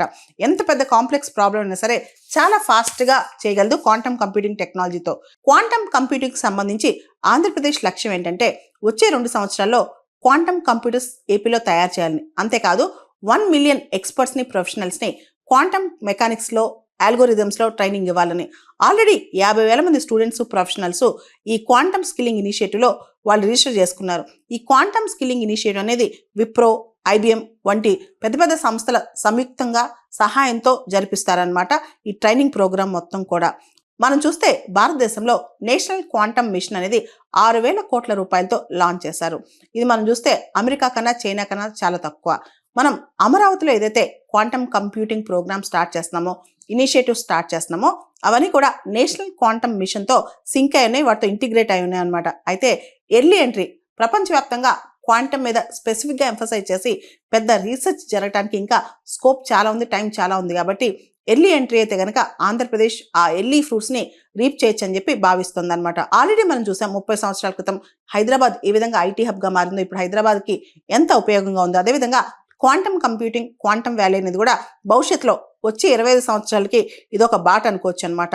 మొత్తం ఈ క్వాంటమ్ టెక్నాలజీ అనేది భవిష్యత్ కంప్యూటింగ్ పవర్ని రెవల్యూషనైజ్ చేయబోతుంది. ముఖ్యంగా పర్సనలైజ్డ్ మెడిసిన్ కావచ్చు, సస్టైనబుల్ అగ్రికల్చర్ కావచ్చు, గ్రీన్ ఎనర్జీ కావచ్చు, ఫినాన్షియల్ మోడలింగ్ కావచ్చు, వీటన్నిటికీ ఉపయోగపడుతుంది అనమాట. కాబట్టి ఏపీ అనేది, ప్రత్యేకంగా అమరావతి అనేది ప్రపంచానికే క్వాంటమ్ టెక్నాలజీలో దిక్సూచి కావాలని చెప్పి కూడా ఏపీ గవర్నమెంట్ ఆలోచిస్తుంది. అయితే ఒక రాష్ట్రం అనుకుంటే ఇంత చేయగలదా, ప్రపంచం మొత్తానికి సర్వ్ చేయగలదా అంటే ఇప్పుడు పునాదులు వేస్తేనే వచ్చే 20-25 సంవత్సరాల్లో క్వాంటమ్ టెక్నాలజీలో ఏపీ లీడ్ చేయగలదు. తెలంగాణకు సంబంధించి కొత్తగా 5 ప్రోడక్ట్స్ ఏదైతే తెలంగాణ ప్రాంతానికి చెందిన ఉంటాయో వాటికి GI ట్యాగ్స్ వచ్చే అవకాశం తొందరలో కనిపిస్తుంది. మనకు తెలుసు GI ట్యాగ్ అంటే జాగ్రఫికల్ ఇండికేషన్ ట్యాగ్, తెలుగులో భౌగోళిక సూచి అంటాం అనమాట. అవన్నీ కూడా తెలంగాణకి కొత్తగా వన్నెతేనున్నాయి. అసలు ఏంటి ప్రోడక్ట్స్ ఒకసారి చూద్దాం. దీనిలో నారాయణపేట్ జ్యువెలరీ మేకింగ్ ఉంది, హైదరాబాద్ పర్ల్స్ ఉన్నాయి, బంజారా ట్రైబల్ జ్యువెలరీ ఉంది, బంజారా నీడిల్ క్రాఫ్ట్ ఉంది, మరియు బతిక్ పెయింటింగ్స్ ఉన్నాయి. ఇవన్నీ కూడా GI ట్యాగ్లో ఫైనల్ స్టేజ్ ఆఫ్ అప్రూవల్ స్థితిలో ఉన్నాయంట. అండ్ వీటన్నిటికీ త్వరలో GI ట్యాగ్ వచ్చే అవకాశం కనిపిస్తుంది అనమాట తెలంగాణ నుంచి. మనం చూస్తే నారాయణపేట్ జ్యువెలరీ మేకింగ్ అనేది చాలా high quality gold and silver ornaments చేస్తారనమాట. చాలా ప్రిసిషన్ వర్క్ అనమాట, సూక్ష్మంగా డిజైన్స్ చాలా అద్భుతంగా ఉంటాయి. దీనిలో మరాఠా మరియు సౌత్ ఇండియన్ క్రాఫ్ట్మెన్షిప్ ఉంటుంది అనమాట.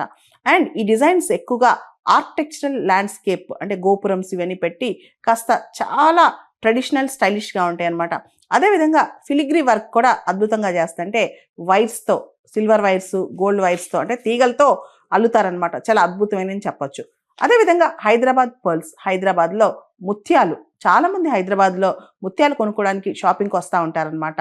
వరల్డ్లోనే చాలా ఫేమస్ హైదరాబాద్ పర్ల్స్. దీనిలో చాలా అద్భుతమైన డ్రిల్లింగ్, డైవర్స్ వెరైటీస్ ఉంటాయి. High quality fresh water pearls అనేవి హైదరాబాద్ చాలా ఫేమస్ అనమాట. అండ్ అన్ని బడ్జెట్లో, మధ్యతరగతి వాళ్ళకి, దిగువ మధ్యతరగతి వాళ్ళకి, పేదవాళ్ళకి, హై క్లాస్ అందరికీ రకరకాల పర్ల్స్ అవైలబుల్గా ఉంటాయి హైదరాబాద్లో.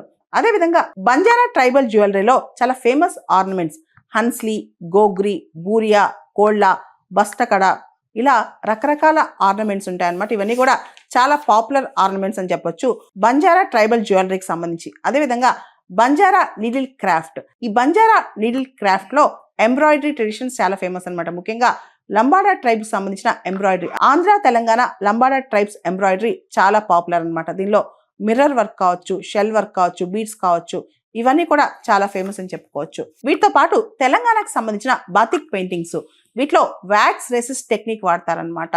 ఈ పెయింటింగ్స్ చాలా చాలా పాపులర్. దీనిలో లేయర్డ్ డైయింగ్ వాడతారనమాట. అంటే మల్టిపుల్ కలర్స్, ఒక్కొక్క లేయర్లో ఒక్కొక్క కలర్ లేయర్డ్ డైయింగ్ టెక్నిక్స్ కూడా వాడుతుంటారనమాట. ఇవి చాలా ఫేమస్ బతిక్ పెయింటింగ్స్. సాధారణంగా తెలంగాణలో బతిక్ పెయింటింగ్ థీమ్స్ అన్ని కూడా రూరల్ లైఫ్ ఉమెన్ గురించి, ఫార్మర్స్ గురించి, ఫోక్ ఫెస్టివల్స్ గురించి ఉంటాయి అనమాట. ఎక్కువగా థీమ్స్ అని కూడా మహిళలు, గ్రామీణ మహిళలు, రైతులు, ఫోక్ ఫెస్టివల్స్ మీద ఎక్కువ థీమ్స్ ఉంటాయి. ఆల్మోస్ట్ కంక్లూజన్ లో ఉన్న ఈ 5 ఐటమ్స్ తో పాటు తెలంగాణ నుంచి మరికొన్ని ఐటమ్స్ యొక్క అప్లికేషన్స్ పెండింగ్ లో ఉన్నాయి. దానిలో ప్రత్యేకంగా ఆర్మూర్ టర్మరిక్ కావచ్చు, నల్గొండ చిట్టి దోసకాయ కావచ్చు, కొల్లాపూర్ బెనీషా మ్యాంగో కావచ్చు, మహదేవ్పూర్ టస్సర్ సిల్క్ కావచ్చు, జగిత్యాల నువ్వులు కావచ్చు, నాయక్పూర్ మాస్కులు కావచ్చు, వీటన్నిటికి కూడా తెలంగాణకు సంబంధించి భవిష్యత్తులో జిఐ ట్యాగ్స్ వచ్చే అవకాశం కనిపిస్తుంది అనమాట. సో ఈ జిఐ ట్యాగ్ లో మనకు ప్రత్యేకత ఏంటంటే ఆ వస్తువు, ఆ ప్రోడక్ట్ ఎక్కడి నుంచి వచ్చింది, వాటి ప్లేస్ ఆఫ్ ఆరిజిన్ కావచ్చు. అదేవిధంగా జిఐ ట్యాగ్ వచ్చిన తర్వాత దానికి వచ్చే ప్రాముఖ్యత, దానివల్ల లైవ్లీహుడ్ కావచ్చు, ఎంప్లాయ్మెంట్ ఆపర్చునిటీస్ కావచ్చు, ఇన్కమ్ గ్రోత్ కావచ్చు, అదేవిధంగా ఆ స్టేట్ హెరిటేజ్ని కాపాడుకోవడం కావచ్చు, దాంతోపాటు ఇంటర్నేషనల్ బ్రాండింగ్ కావచ్చు, ఇవన్నీ కూడా జిఐ ట్యాగ్ వల్ల వచ్చే లాభాలు అనమాట. ఆల్రెడీ ఇప్పటికే తెలంగాణ నుంచి 18 ఐటమ్స్ కి జిఐ ట్యాగ్స్ ఉన్నాయి. పోచంపల్లి ఇక్కత్, ఆదిలాబాద్ దోక్రా, వరంగల్ దుర్రీలు, పుట్టపాక రుమాల్సు, తాండూర్ రెడ్ గ్రామ్ అంటే తాండూరు నుంచి కందిపప్పు, గద్వాల్ చీరలు, సిద్దిపేట గొల్లబామ, చెరియాల్ పెయింటింగ్స్ మరియు హైదరాబాద్ హలీం, వీటికి ఆల్రెడీ మనం చూస్తే జిఐ ట్యాగ్స్ ఉన్నాయన్నమాట. అమెరికా అనేది మొదటి నుంచి కూడా immigration based economy. America immigrations విషయంలో చాలా వరకు లిబరల్ గానే ఉండేది. రీసెంట్ గా H1B వీసాస్ విషయంలో అమెరికా చాలా స్ట్రిక్ట్ గా వ్యవహరిస్తుంది అనమాట. మనందరికి తెలుసు, ఎవరైతే అమెరికాలో పనిచేద్దాం అనుకుంటారో వాళ్ళకి అప్లై చేసుకునే వీసాలు జనరల్ గా H1B వీసాస్ అనమాట. ఈ మధ్య కొత్తగా మేక్ అమెరికా గ్రేట్ అగైన్ లేదా ప్రొటెక్షనిజం, ఇవన్నీ అమెరికాలో చాలా పెరిగిపోతున్నాయి. అంటే అక్కడ ఉద్యోగాలు అక్కడ వాళ్ళకి ఇవ్వాలి, అక్కడ బిజినెస్లు అక్కడ వాళ్ళే చేయాలి, ఇలాంటి రూల్స్ చాలా పెరిగిపోతున్నాయి అనమాట. ముఖ్యంగా అమెరికాలో ఎవరైతే లో స్కిల్డ్ వర్కర్స్ ఉంటారో వాళ్ళు అమెరికాకి బయట దేశాల నుంచి ఎంటర్ కాకుండా అమెరికన్స్కే ఉద్యోగాలు ఇవ్వాలని చెప్పి ఒక ఆలోచన అమెరికాలో మొదలైందనమాట. ఈ H1B వీసా పాలసీ అనేది ఏవైతే అమెరికన్ కంపెనీస్ ఉంటాయో చాలా ఎక్స్ప్లాయిట్ చేస్తున్నాయి ఈ పాలసీని. ఎందుకంటే అమెరికా వాళ్ళకి అంటే అమెరికన్ సిటిజన్స్ కి ఉద్యోగాలు ఇవ్వకుండా బయట దేశాల నుంచి తక్కువ జీతాలు ఇచ్చి తెప్పించుకుంటున్నారు. కాబట్టి ఈ పాలసీస్ వల్ల అమెరికన్స్ కి జాబ్ రావట్లేదు, బయట వాళ్ళందరికీ వచ్చేస్తున్నాయని చెప్పి డొనాల్డ్ ట్రంప్ ప్రభుత్వం నమ్ముతుంది అనమాట.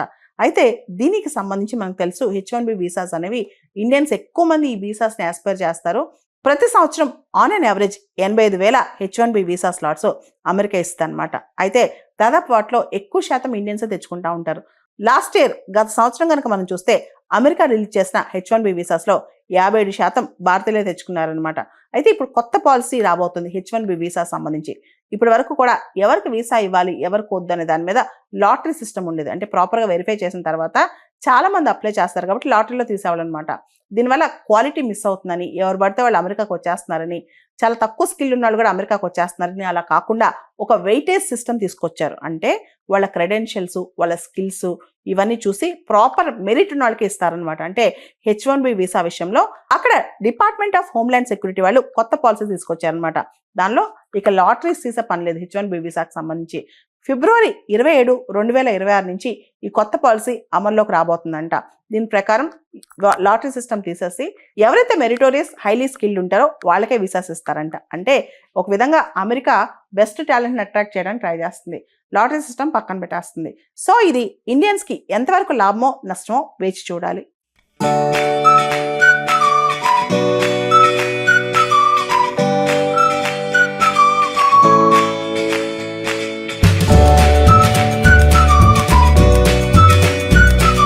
లేని ఈనాటి రాజకీయాల్లో ఒక వజ్రం అని చెప్పుకోవచ్చు, ఆణిముత్యం అని పిలవచ్చు.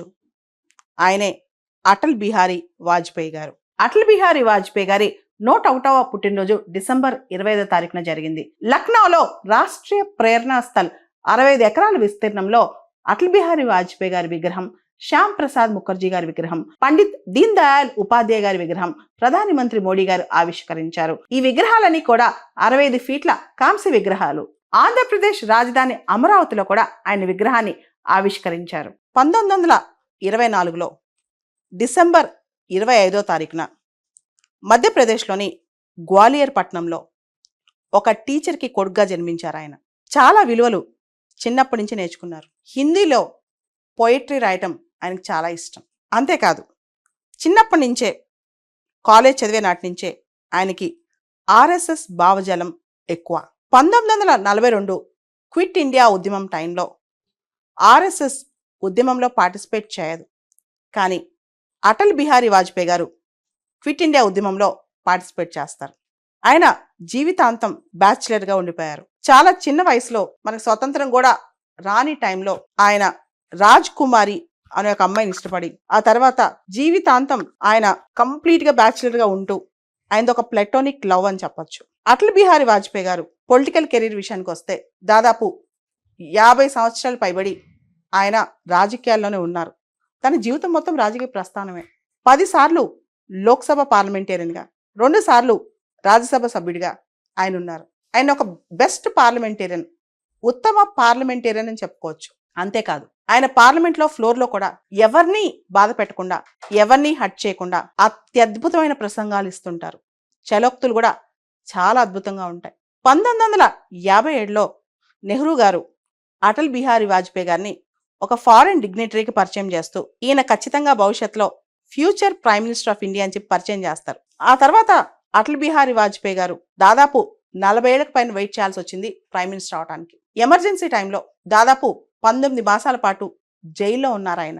అటల్ బిహారీ వాజ్పేయి గారి ఆయన రాజకీయాలకు అతీతంగా ఉన్నత విలువలు కలిగిన వ్యక్తి. ముఖ్యంగా నెహ్రూ గారు చనిపోయినప్పుడు ఆయన ఇచ్చిన స్పీచ్ నెహ్రూ గురించి చాలా అద్భుతంగా ఉంటుంది. Favourite prince of mother India అంటారు. ఈ మదర్ ఇండియాకి జవహర్లాల్ నెహ్రూ ఒక ఫేవరెట్ ప్రిన్స్ అంటారు. ఈనాటి రాజకీయాల్లో ఎప్పుడెప్పుడు అపోజిషన్ వాళ్ళు పోతారని చూస్తున్న రాజకీయాల్లో ఒక మహోన్నతమైన వ్యక్తిని చనిపోయినప్పుడు ఆయన పొగుడతారు అటల్ బిహారీ వాజ్పేయి.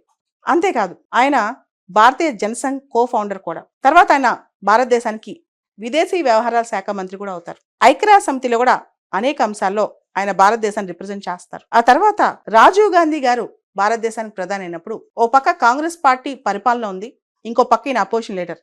కానీ ఇద్దరు కలిసి యుఎన్ డెలిగేషన్ కోసం అమెరికాకి వెళ్తారనమాట. అటల్ బిహారీ వాజ్పేయి గారి రాజకీయం కనుక మనం చూస్తే దాన్ని స్టేట్స్మెన్షిప్ అనొచ్చు, కేవలం పాలిటిక్స్ అనలేమన్నమాట. భవిష్యత్ తరాలను ఉద్దేశించి ఆయన రాజకీయం చేశారు. 1991 తర్వాత మనం గ్లోబలైజేషన్లోకి వెళ్ళాం. అప్పట్లో మనకున్న ప్రధాని పివి నరసింహారావు గారు, ఆయన ఎల్పిజి తీసుకొచ్చారు. ఆ సందర్భంలో భారత రాజకీయాల్లో, అంతర్జాతీయ రాజకీయాల్లో చాలా మార్పులు వచ్చాయి. ఆ తర్వాత మనం గమనిస్తే అటల్ బిహారీ వాజ్పేయి గారు 3 సార్లు భారతదేశానికి ప్రధాని అయ్యారు. మొదటిసారి అయినప్పుడు 13 రోజులు, రెండోసారి అయినప్పుడు 13 నెలలు, మూడోసారి అయినప్పుడు మొత్తం 5 సంవత్సరాలు పూర్తిగా 5 సంవత్సరాలు ప్రధానిగా చేసిన మొట్టమొదటి నాన్ కాంగ్రెస్ ప్రైమ్ మినిస్టర్ ఆయన. అంతేకాదు 13 రోజులు, దాదాపు 60-70 ఏళ్ళు వయసు వచ్చినప్పుడు 13 రోజుల్లో ప్రైమ్ మినిస్టర్, ఇంకా ఒక ఓటుతో ఆయన తన ప్రైమ్ మినిస్టర్షిప్ని లూజ్ అవ్వాల్సి వచ్చింది. ఆ టైంలో కూడా హార్స్ ట్రేడింగ్ అంటే ఓట్లు కొనుగోలు, సీట్ల కొనుగోలు ఇలా ఏమీ చేయలేదు. విలువలకే కట్టుబడి ఉన్న రాజకీయం చేశారనమాట. ఆ తర్వాత 1998లో న్యూక్లియర్ టెస్ట్ పోఖ్రాన్ 2 ఆపరేషన్ శక్తికి వెళ్ళారనమాట. ఎలా వెళ్ళారు చెప్పరా? పివి నరసింహారావు గారు ఆయనతో ఒక మాట అంటారంట. పివి నరసింహారావు గారు ప్రైమ్ మినిస్టర్షిప్ అయ్యే టైంలో, నేను న్యూక్లియర్ టెస్ట్ చేద్దాం అనుకున్నాను, కానీ పొలిటికల్ క్లైమేట్, ఇంటర్నేషనల్ క్లైమేట్ నాకు సహకరించలేదు, నువ్వు దీన్ని కంటిన్యూ చేయాలని చెప్పారంట. అదే దిశగా ఏదైతే అంతకుముందు ప్రభుత్వాలు చేశాయో రాజకీయాలకు అతీతంగా, రాజకీయాలతో ప్రమేయం లేకుండా చాలా వ్యవస్థలను కంటిన్యూ చేసుకుంటూ ఇంకా ఇంప్రూవ్ చేస్తూ వచ్చారు. అటల్ బిహారీ వాజ్పేయి గారి సమయస్ఫూర్తి ముఖ్యంగా అంతర్జాతీయ సంబంధాల్లో అద్భుతంగా ఉంటుంది. పాకిస్తాన్తో అనుకోకుండా మన అసలు ప్రొవోక్ చేయలేదు. 1999లో కార్గిల్ వార్ వచ్చిందనమాట. ఆ యుద్ధం వచ్చినప్పుడు మనం విక్టోరియస్గా బయటకు వచ్చాం. ఎంత తెలివిగా దాన్ని నడిపించారంటే, ఇన్ఫ్యాక్ట్ ఆ యుద్ధం ప్రతి ఒక్కళ్ళ కళ్ళల్లో ఇంకా ఉంది. 1999లో భారతదేశంలో అందరిళ్ళలో ఆల్మోస్ట్ టీవీలో వచ్చిన రోజు అనమాట. టీవీలో వార్ చూపించారు. వార్ మన డ్రాయింగ్ రూమ్లోకి వచ్చేసింది. అటువంటి అద్భుతమైన శక్తి, అంటే వార్ని నడిపిస్తూనే ప్రజలందరికీ వార్ ఎలా ఉంది అని చూపించిన, ఆ టైంలో చూపించిన శక్తి అటల్ బిహారీ వాజ్పేయి అని చెప్పొచ్చు.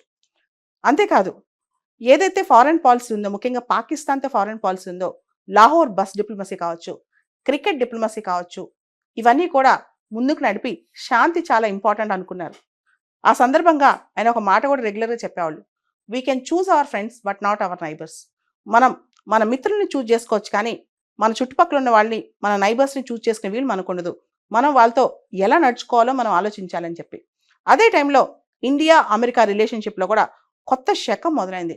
ముఖ్యంగా వరల్డ్ ట్రేడ్ సెంటర్ అటాక్స్ తర్వాత, ఇండియన్ పార్లమెంట్ మీద అటాక్స్ తర్వాత, టెర్రరిజం మీద ఒక కొత్త ఒరవడి స్టార్ట్ అయింది. అన్ని దేశాలు కలిసొట్టి పోరాటం చేయాలి, వార్ అండ్ టెర్రరిజం అనే కాన్సెప్ట్ వచ్చింది.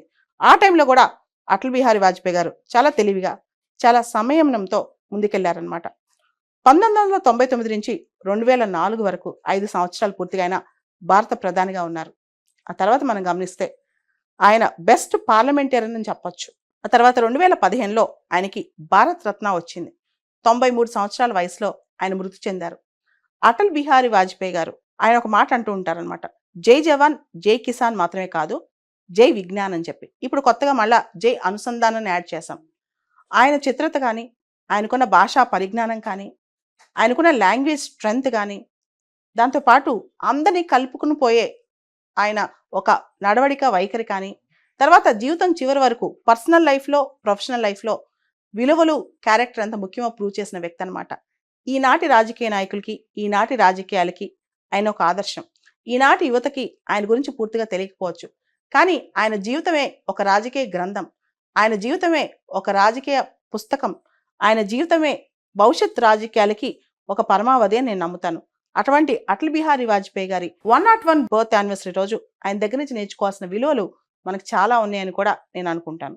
ఇండియన్ ఆర్మీ ఇప్పుడు తన సోషల్ మీడియా పాలసీని కాస్త రిలాక్స్ చేస్తుంది. 2020లో కంప్లీట్గా 89 మొబైల్ అప్లికేషన్స్ అన్ని కూడా ఇండియన్ ఆర్మీలోని ఆఫీసర్స్, సోల్జర్స్ వాడకూడదని చెప్పి అప్పట్లో బ్యాన్ విధించింది. ఇప్పుడు దాన్ని కాస్త రివైజ్ చేస్తూ పాసివ్ పార్టిసిపేషన్ని అలౌ చేసింది. అంటే కొన్ని మొబైల్ యాప్స్ వాడొచ్చు, అయితే దానిలో వీళ్ళు ఎటువంటి కంటెంట్ షేర్ చేయకూడదు. అంటే యాప్ వాడుతూ యాప్ని చూసుకోవచ్చు, లేదా ఆ వీడియోస్ కానీ అలాంటివి చూసుకోవచ్చు, కానీ వీళ్ళు కంటెంట్ షేర్ చేయకూడదు అని చెప్పి కొత్త రిస్ట్రిక్షన్స్తో వచ్చిందనమాట. సాధారణంగా ఎవరైనా కాన్ఫిడెన్షియల్ పోస్టులు కానీ, సెన్సిటివ్ పోస్టులు కానీ చేసేటప్పుడు సోషల్ మీడియాలో చాలా జాగ్రత్తగా ఉండాలనేది చాలా మంది చెప్తూ ఉంటారు. గవర్నమెంట్ రూల్స్ కూడా అలానే ఉంటాయి అనమాట. ముఖ్యంగా మనం ఆర్మ్డ్ ఫోర్సెస్లో పనిచేసేటప్పుడు మన లొకేషన్ కానీ ఇలాంటివన్నీ కూడా బయటికి షేర్ చేస్తే అది కంప్లీట్గా దేశానికి ప్రమాదం, కాబట్టి ఇలాంటివి ఒప్పుకోరు. అయితే రీసెంట్గా ఇండియన్ ఆర్మీకి సంబంధించి సోషల్ మీడియా రూల్స్ కాస్త రిలాక్స్ అయ్యాయని చెప్పొచ్చు అనమాట. ఇప్పుడు ప్యాసివ్గా పార్టిసిపేట్ చేయొచ్చు.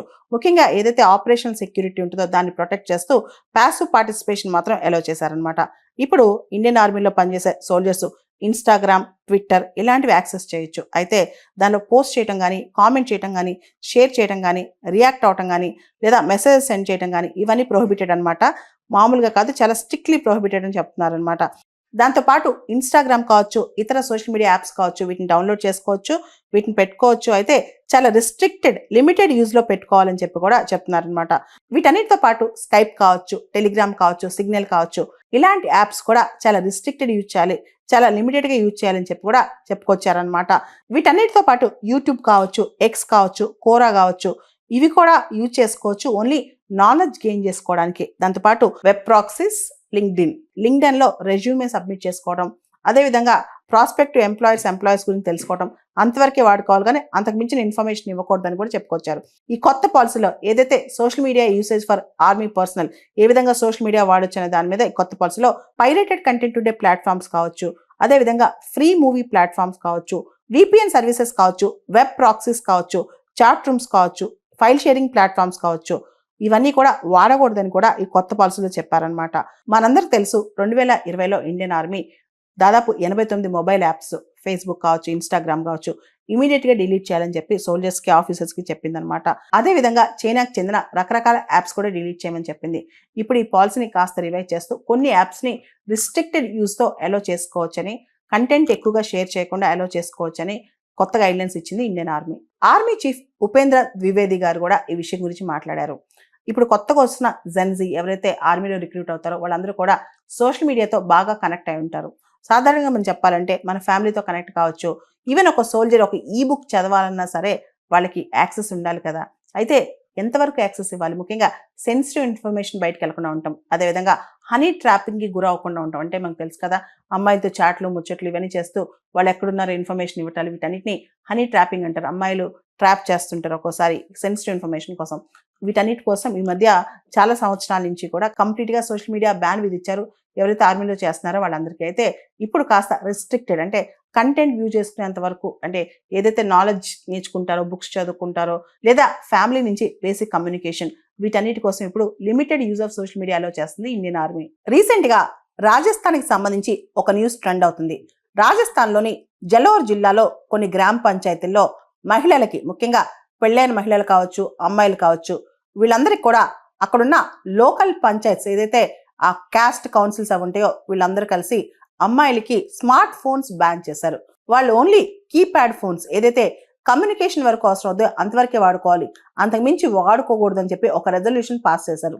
అయితే దీని మీద పెద్ద బ్యాక్ క్లాష్ వచ్చిందనమాట. దాంతో ఆ రెజల్యూషన్ ఆపేశారు. రాజస్థాన్లో కొన్ని గ్రామ పంచాయతీల్లో ఆ ప్రాంతాల్లో మహిళలు ఎవరైతే డాటర్ ఇల్లాస్ వాళ్ళందరూ ఉంటారో వాళ్ళు స్మార్ట్ ఫోన్స్ వాడుకోకూడదంట. ఆ దిశగా అక్కడ తీర్మానాలు కూడా పాస్ చేశారు కొంతమంది గ్రామ పెద్దలు. అసలు ఏం జరిగిందో ఒకసారి చూద్దాం. యాక్చువల్లీ పిల్లల్ని సరిగ్గా కేర్ చేయట్లేదని, అదేవిధంగా ఆడవాళ్ళు తమ ఐసైట్ పోగొట్టుకుంటున్నారని, ఎక్కువగా ఫోన్లు కత్తుకుపోతున్నారని చెప్పి రాజస్థాన్లో కొన్ని ప్రాంతాల్లో భావిస్తున్నారంట. దాంతో ఆడవాళ్ళు ఇలా ఫోన్లు కత్తుకుపోకుండా ఫ్యామిలీకి టైం కేటాయించాలని, అదేవిధంగా పిల్లల్ని బాగా పెంచాలని, వాళ్ళ కంటి ఆరోగ్యం కూడా బాగా చూసుకోవాలని చెప్పి, దాంతోపాటు కీప్యాడ్ ఫోన్స్ ఏవైతే ఉంటాయో అవి వాడుకోవచ్చని, కీప్యాడ్ ఫోన్ వాడుకున్నా వాటిని సోషల్ ఈవెంట్స్ లైక్ పెళ్లిళ్ళు కానీ, సోషల్ గ్యాదరింగ్స్ కానీ, పబ్లిక్ ఈవెంట్స్ కానీ క్యారీ చేయకూడదంట. స్కూల్ గోయింగ్ గర్ల్స్ ఎవరైతే స్కూల్కి వెళ్తారో అమ్మాయిలు అవసరార్థం ఫోన్స్ పెట్టుకోవచ్చు, కానీ ఎక్కువగా వాడకూడదని చెప్పి వచ్చిందనమాట. అయితే దీని మీద చాలా బ్యాక్లాష్ ఎదురైంది. ఇదంతా ప్యాట్రియార్కికల్ మైండ్ సెట్ అని, రైట్ టు ఇంటర్నెట్ అనేది ఫండమెంటల్ రైట్ అని చెప్పి ఫాహిమా షిరీన్, అనురాధ బాసిన్ ఇటువంటి కేసులో చెప్పారు. అయితే అమ్మాయిలకి ఇంటర్నెట్ యాక్సెస్ లేకపోవడం వల్ల ప్రపంచంలో చాలా జ్ఞానం తెలియదని, వాళ్ళు నేర్చుకోవాలని చెప్పి కూడా కొంతమంది అంటుంటారు అనమాట. ఇలాంటివి ఫోర్స్ చేసి చెప్పకూడదు. అంటే ఫ్యామిలీకి టైం కేటాయించాలి, పిల్లలకి టైం కేటాయించాలి, ఇలాంటివి సెల్ఫ్ రెస్ట్రైంట్ ఎవరికి వాళ్ళే పాటించాలి అని చెప్పి కూడా కొంతమంది అంటున్నారనమాట. అమ్మాయిలకు కూడా డిజిటల్ యాక్సెస్ ఉండాలి. ముఖ్యంగా కోవిడ్ టైంలో ఆ తర్వాత మనం చూస్తే ఈ డిజిటల్ డివైడ్ బాగా కనిపిస్తుంది.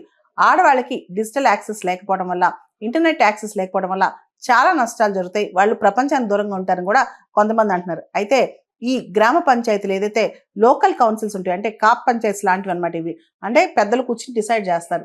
ఇలాంటి వాటి వల్ల అమ్మాయిలకి ఎక్కువ నష్టం జరుగుద్దని, ఆడవాళ్ళ హక్కులు కోల్పోతున్నారని అంటున్నారు. అయితే రీసెంట్ గా దీని మీద, అంటే రాజస్థాన్ లో కొన్ని ప్రాంతాల్లో అమ్మాయిలకి స్మార్ట్ ఫోన్ బ్యాన్ మీద చాలా పెద్ద బ్యాక్లాష్ వచ్చింది. దీని మీద చర్చ కూడా స్టార్ట్ అయింది.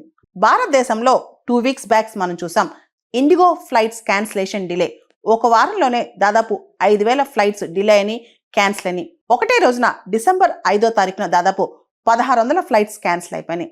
ఇదంతా క్రైసిస్ రావడానికి కారణం ఏంటని చెప్పి చాలా మంది అనాలిసిస్ చేశారు. ముఖ్యంగా భారతదేశం యొక్క పౌర విమానయాన రంగంలో డియోపోలీ ఉందన్నమాట. అంటే మేజర్ గా 2 ఎయిర్లైన్సే మొత్తాన్ని నిర్దేశిస్తున్నాయి. ఒకటి ఇండిగో, రెండోది ఎయిర్ ఇండియా గ్రూప్ అన్నమాట. ఇప్పుడు అలా కాకుండా ఎక్కువ ఎయిర్లైన్స్ అనేవి మన డొమెస్టిక్ ఇండస్ట్రీలోకి తీసుకొస్తే కనుక కాంపిటీషన్ పెరుగుద్ది, అదేవిధంగా ప్యాసింజర్స్ కూడా వెసులుబాటు ఉంటుందని చెప్పి ప్రభుత్వం భావిస్తోంది. ఆ దిశగానే కొత్తగా కొన్ని ఎయిర్లైన్స్ కు డొమెస్టిక్ క్యారియర్స్ నడపడానికి ఎన్ఓసిస్ జారీ చేసినట్టు తెలుస్తోందన్నమాట. ప్రధానంగా మనం చూస్తే కనుక ఉత్తరప్రదేశ్ చెందిన సెంక్ ఎయిర్, అదేవిధంగా తాజాగా కేరళకు చెందిన అల్ హింద్ ఎయిర్, దాంతో పాటు ఫ్లై ఎక్స్ప్రెస్, వీటికి నో అబ్జెక్షన్ సర్టిఫికేట్ వచ్చిందంట. ఇక మీదట కొత్త ఎయిర్లైన్స్ అనేవి మనకి డొమెస్టిక్ సివిల్ ఏవియేషన్ లో కనిపించనున్నాయి.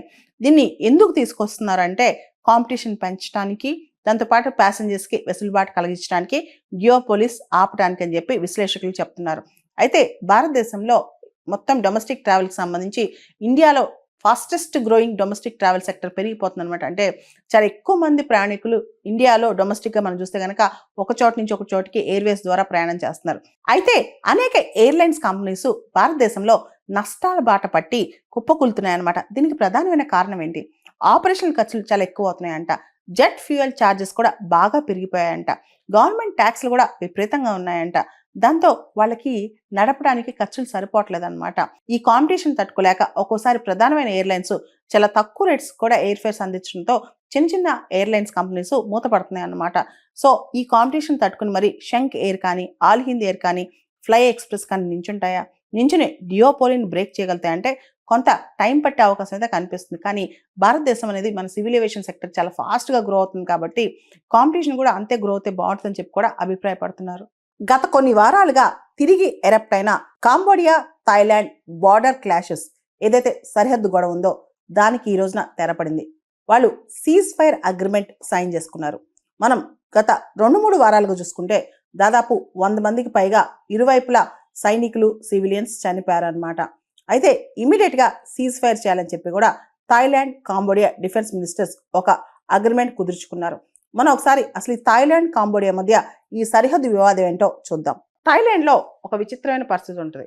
ఓ పక్క అక్కడ కాన్స్టిట్యూషనల్ మోనార్కీ ఉంటుంది, అంటే రాచరికం ఉంటుంది. రాజు కాన్స్టిట్యూషనల్ మోనార్కీ అయినా రాచరికానికి అక్కడ చాలా వాల్యూ ఎక్కువ. అదేవిధంగా థాయిలాండే కాదు, ఆ చుట్టుపక్కల కాంబోడియా, లావోస్, వియత్నాం, మయన్మార్ ఈ దేశాలన్నింటిలో కూడా మనం చూస్తే కనుక మిలిటరీ అనే డామినేషన్ ఎక్కువ కనిపిస్తూ ఉంటుంది అనమాట. సో మిలిటరీ పెత్తనం అనేది మన ఈ సౌత్ ఈస్ట్ ఏషియన్ నేషన్స్, ఈ చుట్టుపక్కల దేశాల్లో చాలా ఎక్కువ కనిపిస్తూ ఉంటుంది అనమాట. అదేవిధంగా థాయిలాండ్లో కూడా మిలిటరీ చాలా స్ట్రాంగ్గా ఉంటుంది.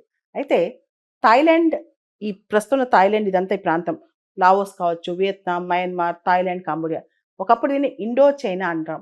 ఇదంతా కూడా చాలా క్లోజ్ నిటెడ్ ప్రాంతం అనమాట. అయితే థాయిలాండ్కి, కాంబోడియాకి మధ్య బార్డర్ ఉంది. ఆ బార్డర్లో ప్రియ విహార్ అని చెప్పి ఒక టెంపుల్ ఉందన్నమాట. అది 11th సెంచరీ టెంపుల్. దాదాపు 900 సంవత్సరాల క్రితం దాన్ని కట్టారు. అది శివ టెంపుల్. ఈ టెంపుల్ విషయంలో ఇద్దరికి గొడవ. అంటే ఈ బార్డర్లో ఈ టెంపుల్ ఎవరిది అనే దాని మీద థాయిలాండ్కి, కాంబోడియాకి గొడవ. ఎప్పుడు గొడవ రైజ్ అయినా కొట్టుకుంటారు. మిలిటరీ వెళ్ళి కొట్టుకుంటా ఉంటుంది, ఇద్దరు మిలిటరీ కొట్టుకుని సోల్జర్స్ చనిపోతూ ఉంటారనమాట. అయితే ఈ ప్రియ విహార్ టెంపుల్ అనేది కాంబోడియాకే చెందుతుందని చెప్పి ఇంటర్నేషనల్ కోర్ట్ ఆఫ్ జస్టిస్ 1962లో రూలింగ్ ఇచ్చింది. అయితే దాని తర్వాత 2008 సంవత్సరంలో ఈ ప్రియ విహార్ టెంపుల్ ఏదైతే కాంబోడియా, థాయిలాండ్ మధ్య బార్డర్లో ఉందో ఆ టెంపుల్కి UNESCO world heritage site recognition వచ్చిందని. ఆ వచ్చిన తర్వాత 2013లో మళ్ళా కొట్టుకున్నారు. ఈ టెంపుల్ మాదంటే మాదని చెప్పి, ఈ ప్రాంతం మాదంటే మాదని చెప్పి థాయిలాండ్ మరియు కాంబోడియా. ఆ టైంలో 20 మంది చనిపోయారు. మళ్ళా ఈ గొడవలు రీసెంట్గా స్టార్ట్ అయ్యాయి.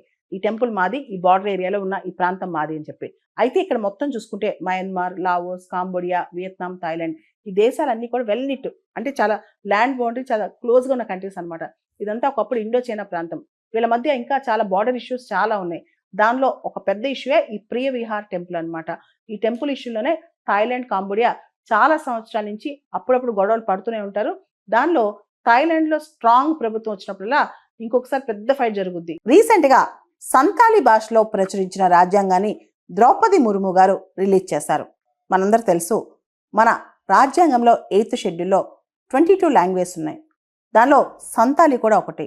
సంతాలి భాషని 8th షెడ్యూల్లో 92వ రాజ్యాంగ సవరణ 2003 సంవత్సరంలో జాయిన్ చేశారనమాట. సంతాలి అనే భాష బీహార్, వెస్ట్ బెంగాల్, జార్ఖండ్, ఒడిశా, ఛత్తీస్గఢ్లో చాలా పాపులర్. ఏదైతే ఈ రాజ్యాంగం సంతాలి భాషలో రిలీజ్ చేశారో దాన్ని ఓల్డ్ చిక్కీ స్క్రిప్ట్లో రిలీజ్ చేశారు. సంతాలి భాష అనేది ఆస్ట్రో ఏషియాటిక్ ఫ్యామిలీకి చెందిన భాష అనమాట. యాక్చువల్లీ ఈ పేరు సంతాలి అనే పేరు సంతాల్ ట్రైబ్ నుంచి వచ్చిందనమాట. సంతాల్ ట్రైబ్ అనేది ఈస్టర్న్ ఇండియాలో ఒక లార్జెస్ట్ ట్రైబల్ కమ్యూనిటీ అని చెప్పొచ్చు అనమాట. గత మాసంలో నవంబర్ 26వ తారీఖు నాడు, అంటే కాన్స్టిట్యూషన్ అడాప్షన్ డే నాడు, మన రాజ్యాంగాన్ని అనేక భాషల్లో ట్రాన్స్లేట్ చేసి ప్రచురించారు. అస్సామీస్, బోడో, మరాఠీ, పంజాబీ, మలయాళం, తెలుగు, కాశ్మీరీ, ఒడియా, నేపాలీ ఇలా అనేక భాషల్లో ప్రాపర్గా ట్రాన్స్లేట్ చేసి ప్రచురించారనమాట మన రాజ్యాంగాన్ని. రాజ్యాంగం అనేది ప్రజలందరికీ అందుబాటులో ఉండాలి. రాజ్యాంగంలో ఏముంది అని చెప్పి అన్ని భాషలు తెలిసిన వాళ్ళకి తెలియాలి. ముఖ్యంగా భారతదేశంలో అనేక భాషలు ఉన్నాయి కాబట్టి అందరికీ కూడా రాజ్యాంగం అర్థం అవ్వాలి. ఏ భాష వాళ్ళ మాతృభాష అయినా సరే రాజ్యాంగాన్ని చదువుకునే విధంగా ఉండాలి. రాజ్యాంగంలోని ఇంపార్టెంట్ ప్రొవిజన్స్ని చదువుకునే విధంగా ఉండాలి. నెపోలియన్ చెప్పినట్లు మన రాజ్యాంగం ఏదైతే మన లా బుక్ ఉందో అది కామన్ మ్యాన్కి అర్థమయ్యే భాషలో ఉండాలి. కామన్ మ్యాన్ తన జేబులో పెట్టిన విధంగా ఉండాలి. అంత క్లుప్తంగా, అంత అర్థవంతంగా ఉండాలి. దానికోసం మన రాజ్యాంగాన్ని అందరికీ అందుబాటులో చేయాలని చెప్పి రీసెంట్గా సంతాలి భాషలో కూడా ప్రచురించారనమాట. ఇది ఒక అద్భుతమైన విషయాన్ని చెప్పాలి. ఎందుకంటే భారత రాజ్యాంగంలో మన ఫండమెంటల్ రైట్స్ కావచ్చు, అదేవిధంగా మన పార్లమెంటరీ వ్యవస్థ గురించి, ప్రెసిడెంట్ గురించి, గవర్నర్ గురించి, మన సిస్టమ్స్, రాజ్యాంగబద్ధ సంస్థల గురించి, వీటన్నిటి గురించి మన కాన్స్టిట్యూషన్లో ఉంది. అంటే ఎలక్షన్ కమిషన్ కావచ్చు, పబ్లిక్ సర్వీస్ కమిషన్స్ కావచ్చు, క్యాక్ కావచ్చు, ఫైనాన్స్ కమిషన్ కావచ్చు, ఇవన్నిటి గురించి తెలుసుకోవాలంటే అన్ని భాషల వాళ్ళకి రాజ్యాంగం అర్థం అవ్వాలి. కాబట్టి ఇలా రాజ్యాంగాన్ని అనేక భాషల్లో ప్రచురిస్తున్నారు. రాజ్యాంగపు విలువలు అందరికీ అందుబాటులో ఉండేలా, అందరికీ అర్థమయ్యేలా, అంటే మన సుపరిపాలన ప్రజల దాకా వెళ్ళేలా జన్ భాగీదారీ వికసిత్ భారత్ దిశగా ప్రభుత్వం అడుగులు వేస్తుంది. అంటే రాజ్యాంగం అందరికీ అర్థమయ్యేలా చేస్తుందని చెప్పొచ్చు. ప్రధానమంత్రి రాష్ట్రీయ బాల్ పురస్కార్ అవార్డ్స్ వార్తల్లో ఉన్నాయి. పిల్లలకి ఇచ్చే అవార్డ్స్ లో ఇదే హైయెస్ట్ సివిలియన్ అవార్డ్ భారతదేశంలో. 5 నుంచి 18 సంవత్సరాల మధ్య పిల్లలకి ఈ అవార్డ్స్ ఇస్తారు. 6 కేటగిరీస్ లో ఈ అవార్డ్స్ ఇస్తారు. Bravery, social service, environment, sports, art and culture, science and technology. December 26వ తారీఖున ఈ అవార్డ్స్ ఇస్తారు. అసలు ఈ బాల్ పురస్కార్స్ ఎందుకు స్థాపించారు? గురు గోవింద్ సింగ్ పిల్లల్లో 2 పిల్లల్ని ఈరోజు మొఘల్ సామ్రాజ్యం యొక్క సైనికులు చంపేస్తారు. వాళ్ళ వీర మరణానికి గుర్తుగా ఈ రోజున రాష్ట్రీయ బాల పురస్కార్స్ అందిస్తారనమాట. ఈసారి ప్రత్యేకంగా వైభవ్ సూర్యవంశీ గురించి చెప్పుకోవాలి. అబ్బాయి లెఫ్ట్ హ్యాండ్ క్రికెటర్, బీహార్ రాష్ట్రం నుంచి, 14 సంవత్సరాల వయసు, 2011లో పుట్టాడనమాట. ఐపీఎల్లో యంగెస్ట్, అతి పిన్న వయస్కుడు ఈ అబ్బాయి అనమాట. ఈ అబ్బాయికి రాష్ట్రీయ బాల్ పురస్కార్ అందించారు. వైభవ్ సూర్యవంశీ ఇండియా అండర్-19 ఆడాడు. అంతేకాదు ఏషియా కప్ కూడా ఆడాడనమాట. 12 సంవత్సరాల వయసున్నప్పుడే రంజీ ట్రోఫీలో కూడా డెబ్యూ చేశారు. T20లో కూడా వైభవ్ సూర్యవంశీ యంగెస్ట్ ప్లేయర్ గా డెబ్యూ చేశాడు. అంతేకాదు ఫాస్టెస్ట్ సెంచరీని ఐపీఎల్ క్రికెట్ కూడా కొట్టాడు. ఇతనికి రాష్ట్రీయ బాల్ పురస్కార్ వచ్చింది. యాక్చువల్లీ రాష్ట్రీయ బాల్ పురస్కార్ ప్రతి సంవత్సరం హైయెస్ట్ అంటే 25 మంది వరకు ఇస్తారనమాట. ద్రౌపది ముర్ము గారు ఈరోజు విజ్ఞాన్ భవన్లో ఢిల్లీలో ఈ అవార్డ్స్ అందించారు. ఎవరైతే అనేక రంగాల్లో పిల్లలు అంటే ధైర్యంలో కావచ్చు, సామాజిక సేవలో కావచ్చు, పర్యావరణ పరిరక్షణలో కావచ్చు, స్పోర్ట్స్లో కావచ్చు, ఆర్ట్ అండ్ కల్చర్లో కావచ్చు, సైన్స్ అండ్ టెక్నాలజీలో కావచ్చు అద్భుతమైన ప్రతిభ కనపరుస్తారో వాళ్ళందరికీ ఇస్తారనమాట. 2022 సంవత్సరం నుంచి డిసెంబర్ 26వ తారీఖుని వీర్ బాల్ దివస్ గా జరుపుకుంటాం. ఈ దిశగా ప్రభుత్వం అనౌన్స్ చేస్తుంది. ఈ రోజున ministry of Women and Child development వాళ్ళు అనేక కార్యక్రమాలు నిర్వహిస్తారు. Ministry of Women and Child development తరపున ఒక సెలక్షన్ కమిటీ వాళ్ళు ఈ రోజున ఎవరికి అవార్డ్స్ ఇవ్వాలి, వీర్ బాల్ దివస్ సంబంధించి రాష్ట్రీయ బాల్ పురస్కార్స్ ఎవరికి ఇవ్వాలని చెప్పి కూడా ఈ సెలక్షన్ కమిటీ డిసైడ్ చేస్తే ఆ సెలక్షన్ కమిటీకి చైర్మన్ గా Ministry of Women and Child Development secretary వ్యవహరిస్తారు. Bravery, social service, environment, sports, art and culture, science and technology, innovation ఈ రంగాల్లో ఇస్తారు. రీసెంట్ గా రాజ్యసభలో ఒక మెంబర్ యూపీఎస్సీ ఇంటర్వ్యూకి సంబంధించి క్వశ్చన్ అడిగారు. దానికి డిఓపిటి మినిస్టర్ సమాధానం చెప్పారు. ప్రత్యేకంగా ఆ ప్రశ్న ఏంటంటే, అసలు candidate return exam marks interview panel ముందు ఉంటాయా? అదేవిధంగా క్యాండిడేట్ కేటగిరీ వాళ్ళు ఎస్సీ, ఎస్టీ, ఓబీసీ, ఈడబ్ల్యూఎస్ ఇలా కేటగిరీ ఇంటర్వ్యూ ప్యానెల్కి అంటే ఇంటర్వ్యూ బోర్డుకి ముందే తెలుస్తుందా? దాన్ని బట్టి బయాస్ చూపిస్తారా? దాన్ని బట్టి మార్కులు వేస్తారా అని ఒక ప్రశ్న అడిగారనమాట. దానికి సంబంధించి డిఓపిటి మినిస్టర్ జితేందర్ సింగ్ గారు సమాధానం చెప్పారు. దీని ప్రకారం క్యాండిడేట్ ఐడెంటిటీ అనేది బోర్డుకి తెలియదు. అంటే వాళ్ళు ఎస్సీయా, ఎస్టీయా, ఓబీసీయా, ఈడబ్ల్యూఎస్ తెలియదు. అదేవిధంగా క్యాండిడేట్ యొక్క రిటర్న్ మార్క్స్ కూడా బోర్డు ముందు ఉండవు. యాక్చువల్లీ ఏ బోర్డుకి ఏ క్యాండిడేట్ వెళ్తారో ముందే తెలియదు. ఇంటర్వ్యూ స్టార్ట్ అయ్యే కొన్ని నిమిషాల ముందు కంప్యూటర్ ర్యాండమైజ్ సెలక్షన్ ద్వారా బోర్డు కేటాయించబడుతుంది, కానీ ముందే తెలియదు. అదేవిధంగా ఏ అభ్యర్థి ఏ బోర్డుకి వెళ్తాడనేది ఎటువంటి పరిస్థితుల్లో బయటకు రాదు. మనందరూ తెలుసు, యూపీఎస్సీలోకి మనం ఎంటర్ అయిన తర్వాత మన ఫోన్స్ కానీ మన ఎలక్ట్రానిక్ డివైజెస్ కానీ ఏది మన చేతిలో ఉండదు. ఆ తర్వాత లోపల కూర్చోబెట్టిన తర్వాత అప్పుడు మనకి మన డాక్యుమెంట్ వెరిఫికేషన్ అయిన తర్వాత మనకి ఏ బోర్డు అంటే మన ఇంటర్వ్యూకి వెళ్లే ముందు దాదాపు మనకు చెప్తారనమాట ఏ బోర్డు అనేది. సో దీనిలో ఎటువంటి అవకతవకలు జరిగే అవకాశం లేదని చెప్పి కూడా మినిస్టర్ స్పష్టం చేశారనమాట. యూపీఎస్సీ అనేది మనకు తెలుసు టాప్ మోస్ట్ ఇండియాలో టాప్ మోస్ట్ బ్యూరోక్రాట్స్ సెలెక్ట్ చేసే సంస్థ, రికమెండ్ చేసే సంస్థ. యూపీఎస్సీ సివిల్ సర్వీస్ ఎగ్జామ్ అనేది 3 స్థాయిల్లో ఉంటుంది: ప్రిలిమ్స్, మెయిన్స్, ఇంటర్వ్యూ. ప్రిలిమ్స్ అనేది ఆబ్జెక్టివ్ రూపంలో, మెయిన్స్ అనేది డిస్క్రిప్టివ్ రూపంలో, పర్సనాలిటీ టెస్ట్ ఇంటర్వ్యూ అనేది దాదాపు అరగంట సేపు యూపీఎస్సీ ఢిల్లీలో జరుగుద్ది అనమాట. ఈ టెస్ట్ లో క్యాండిడేట్స్ వెళ్ళాలి అక్కడికి. 275 మార్కులకి ఈ టెస్ట్ ఉంటుంది అనమాట. యూపీఎస్సీ పర్సనాలిటీ టెస్ట్ కి అంటే వ్యక్తిత్వ పరీక్షకి ప్రత్యేకమైన సిలబస్ అంటూ ఏమీ లేదు. అయితే క్యాండిడేట్ యొక్క పబ్లిక్ సర్వీస్ సూటబిలిటీ అంటే ఆ క్యాండిడేట్ పబ్లిక్ సర్వీస్ కి సూటబుల్ అవుతారా లేదా, అదేవిధంగా వాళ్ళ మెంటల్ అలర్ట్నెస్ ఎలా ఉంది, లాజికల్ థింకింగ్ ఎలా ఉంది, వాళ్ళ క్లారిటీ ఆఫ్ ఎక్స్ప్రెషన్ అంటే వాళ్ళ భావజాలం అనేది, వాళ్ళ ఎక్స్ప్రెషన్ అనేది క్లియర్గా ఉందా, వాళ్ళకి ఇంటిగ్రిటీ ఉందా, అంకిత భావం ఉందా, అదేవిధంగా వాళ్ళకి లీడర్షిప్ స్కిల్స్ ఉన్నాయా, ఇవన్నీ గమనిస్తారనమాట. దాంతో పాటు మన డీటెయిల్డ్ అప్లికేషన్ ఫామ్ ఏదైతే మనం సబ్మిట్ చేస్తాం యూపీఎస్సీకి, మన అప్లికేషన్ ఫామ్ దానికి సంబంధించిన మన బయోడేటా కావచ్చు, అదేవిధంగా కాంటెంపరీ ఇష్యూస్, కరెంట్ అఫైర్స్ కావచ్చు, జనరల్ అవేర్నెస్ కావచ్చు, ఇవన్నీ మన వ్యక్తిత్వాన్ని పరీక్షించడానికి రకరకాల ఎబిలిటీస్ టెస్ట్ చేస్తారనమాట. అంతేగాని యూపీఎస్సీ పర్సనాలిటీ టెస్ట్‌కి ప్రత్యేకమైన సిలబస్ అంటే ఏది లేదనమాట. ఏదైతే యూపీఎస్సీ నోటిఫికేషన్‌లో ఇచ్చిందో ఆ పదాలనే మనం ప్రామాణికంగా తీసుకుని ప్రిపేర్ అవ్వాలి. మనకి పొరుగునే ఉన్న, మన దేశానికి సరిహద్దులో ఉన్న మయన్మార్‌లో ఎన్నికలు జరుగుతున్నాయి. ఆంగ్ సాన్ సూకీ ఆధ్వర్యంలో ఉన్న ప్రభుత్వాన్ని 2021లో మిలిటరీ జుంతా ఓవర్త్రో చేసింది. అప్పట్లో కూడా అదంతా కూడా పార్షియల్ డెమోక్రసీ ఉండేది. అంటే ఆంగ్ సాన్ సూకీతో పాటు మిలిటరీ జుంతా పరిపాలన కూడా ఉండేది. అయితే పూర్తి స్థాయిలో ఆంగ్ సాన్ సూకీని అరెస్ట్ చేసేసి అసలు ఇప్పుడు ఆవిడ ఎక్కడుందో బతుకుందో లేదో కూడా తెలియదు అనమాట. ఆవిడని డిటెన్షన్లో పెట్టి ఇప్పుడు ఎన్నికలు జరుపుతున్నారు. ఆంగ్ సాన్ సూకీ పార్టీ అయిన నేషనల్ లీగ్ ఫర్ డెమోక్రసీని కూడా బ్యాన్ చేసేశారు. ఇప్పుడు ఆ పార్టీ కూడా ఎన్నికల్లో పోటీ చేయట్లేదు. ఆ పార్టీతో పాటు చాలా పార్టీస్ని అక్కడ బ్యాన్ చేశారనమాట. ఏదైతే మిలిటరీ జుంతా ఇప్పుడు మయన్మార్లో ఉన్న మిలిటరీ ప్రభుత్వం ఉందో వాళ్ళ proxy party union solidarity and development పార్టీయే ప్రధాన పార్టీగా అక్కడ ఎన్నికల్లో పాల్గొంటుంది. అక్కడ మనం గమనిస్తే కనుక మిగతా పార్టీస్ అన్ని బ్యాన్ చేసేశారు. అసలు ఎన్నికలు ఫ్రీ అండ్ ఫేరా కాదనే దాని మీద కూడా చర్చ బాగా జరుగుతుందన్నమాట. దాదాపు 5 సంవత్సరాల తర్వాత మయన్మార్లో ఎన్నికలు జరుగుతున్నాయి. అది కూడా హ్యూమానిటేరియన్ క్రైసిస్ 5 సంవత్సరాల నుంచి కూడా అక్కడ మిలిటరీ జుంతా పరిపాలనలోనే మయన్మార్ ఉందన్నమాట. ఈ పరిస్థితులు మనం చూస్తే కనుక ఆంగ్ సాన్ సూకీ ఎవరైతే నోబెల్ పీస్ ప్రైజ్ విన్నర్ ఉన్నారో ఆవిడ పార్టీ అసలు అక్కడ కంటెస్టే చేయట్లేదనమాట. అక్కడ ఆ పార్టీని బ్యాన్ కూడా చేశారనమాట. అయితే మయన్మార్ మిలిటరీ జుంతా చీఫ్ మాత్రం ఎన్నికలు స్వేచ్ఛాయుతంగా శాంతియుతంగా జరుగుతున్నాయని చెప్పి చాలా అద్భుతంగా జరుగుతున్నాయని చెప్పారనమాట. యాక్చువల్లీ ఇక్కడంతా కూడా ఎన్నికలు బూటకం అని చెప్పి కూడా అక్కడ కొంతమంది వాదిస్తున్నారు. దానికి ప్రధానమైన కారణం రీసెంట్గా మయన్మార్లో ఒక ప్రత్యేకమైన చట్టం తీసుకొచ్చారు.